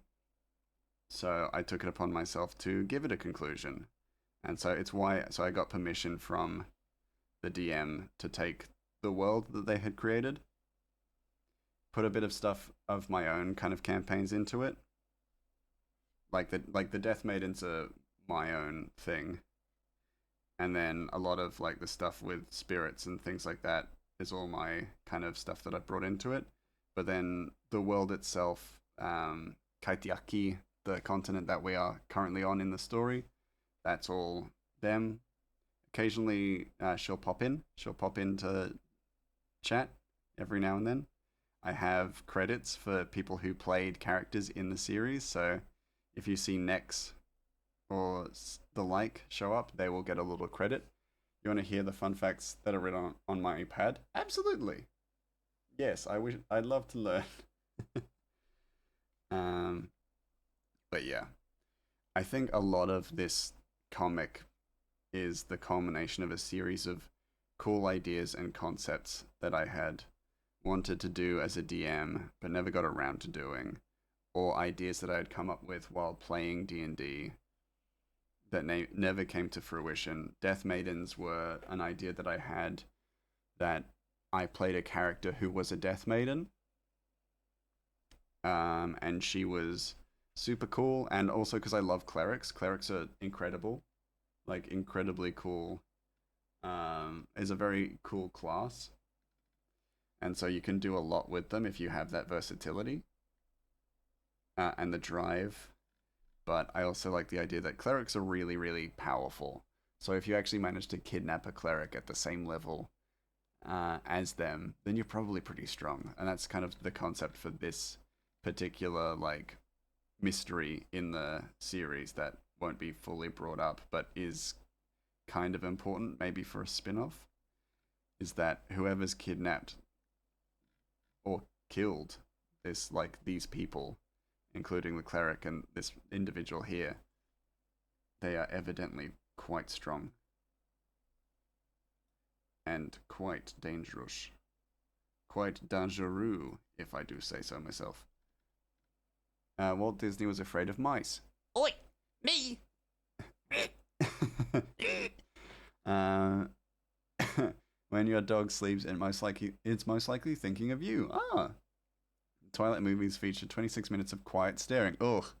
Teeth are the only human body part that can't repair themselves. Interesting. Blipe is the name given to skin that peels off after sunburn. Interesting. What was the name of Charles Dickens's son? We've named the dwarf that. We've named this dwarf after Dickens's son, and I can't remember his name. It was Plump. Plorn. Plorn. Plorn. There it is. It's Plorn. I'm gonna write that down. Plorn. Plorn. Yes. Make a note. That dwarf's name is Plorn. Gonna put it in new grubbos. Plorn Dickens. You think that's a joke name? It's not. Plorn Dickens is the name of Charles Dickens' son. Disappears and then pops back out of the blue just to scream Plorn. Plorn! Yes. And then also this character. As a little bit of... because this won't affect the story, but this character is based on the first D&D character I ever played. If Avery is still listening, because I know you have read the comic, the character Dogen is based on the first D&D character I ever played. Mothman. Mothman! No, it's not Mothman. It's a wanted poster for Dogen. It will be obvious because it'll have his name on it, so it's not a spoiler. Back in the 1930s, hipsters were known as hepcats. Birds have the right of way on all Utah highways. Good. A lobster's blood is colorless, but when exposed to oxygen, it turns blue. Interesting. If Facebook was a country, it would be the most populated one in the world. Interesting. By raising your legs, slowing and lying on your back, you cannot sink in quicksand. That I knew. Yes. It's very weird. Okay, and that's all the facts I have written on my pad. That's awesome. Are we still getting a Plorn Dickens at the station? Yes, yes. We'll get a different Plorn Dickens. It won't be the dwarf. Mothman. You're a moth and a man, I said. Oh, Mothman. Quick, make his eyes red. No, his eyes won't be red. It's a poster. I'm listening, and that is awesome. I love that. Yes. You're a man and a moth. Yes. Yes, Is that Muppet Man? Or is that an actual... Oh, moth... Is it like, Mothman, you're a man and a moth. Wait, so he's wanted. What did he do? Oh, shoot. You need to read the comic, Rafe. Read the dang comic. It'll make sense. I don't want an answer. Read the comic. I don't know why this brand of pads has fun facts written on it, but I love it so much. That's excellent. Somehow I managed to figure out that it was the YMCA. I told you. No! Answer! Read the comic! There are answers there! There are answers in the comic. Avery knows, and I've known Avery 2 days. I have to wait until it's finished or I'll get sick. If you wait until it's finished, you'll be waiting years. The comic is great. Oh, you're too sweet. You're too sweet. You're a sweet bean, Avery. I've known Avery 2 days, and if anything were to happen to them, I would kill everyone on this earth and then myself. That's awful. I'm sorry. You're worth it. You gonna read it? Yo! Wait till it's finished. I can't wait that long. How could anybody? It's gonna take ages. Don't wait till it's finished. Read it now. There are 3 chapters. And then you can chat to me about it. And then you'll know why Dogen is wanted. I mean, other than the Dogen being wanted because people seem to adore him. Which isn't surprising, of course, but I was genuinely surprised by how much people adore him. Because people have, like, in his first appearance in the series, Chapter 1, people went feral for him. If you're used to getting sick from reading unfinished stuff, you'll get stuff you get used to just waiting. Oh, okay. Well, that's fair enough. I mean, like, you do you, of course. But if you read it, you'd know why Dogen is wanted. Other than because he's a hot dad. Other than that stuff, which I think everybody kind of knows about at this point. You made it very clear there's some drama and trauma. There is, yes. That is clear, yes. Gotta have the whole thing to binge all at once. Okay, alright, you binge your stuff. You do whatever you wanna do. enjoy binging. Oh, do I have a... Oh, yes! Get in the Discord. Get in the soup. There you go, Avery. I post comic updates and just general art updates there as well. Please feel free to join. It's called The Soup. I really dislike the... it used to be called the Yakult, but I really dislike that, so we started talking about soup, and it's become known as The Soup. So we hang out there, and we have many different little things where you can chat and do whatever. But yeah, I think I'm going to call it a night. It's been 3 hours. Done plenty of good work. I feel very happy. And I hope you all do too. Let's go to the ending screen. Millie! You're still here. Let me set up the raid message. You're abandoning me? No, I'll be back tomorrow with Spiritfarer. It's been a while since we've played some Spiritfarer, so I'm keen to get back into it. Twitch took my eyeball. No! Catching up on chat, I can't believe I missed frothing at the mouth. Kver Grey. Oh, over Grey. Yeah, of course. Why wouldn't you? Look at me. I'm a handsome little lad. See you tomorrow, Avery. Let's get out of here. Who's live? Bye. Bye. Let's get out of here. Who's live? Who's live? Got a Rathy, we got a Liam, we got a Andy, we got a Steven, we got a Radders, we got a Fisk, we got a John, we got a Kebabs, we got a Crafty Jellyfish. We were there yesterday, we won't do that. Got a Suited. I am going to go, gonna stay on the art train, and I'm gonna go to Suited, just so that we can share some art. But yes, let's get going. Thank you all so much for being here. I'll see you all tomorrow. And if I don't see you tomorrow, be a good little bean. Good night, Colono. Go be the rainbow in somebody else's day. And I'll catch you all next time.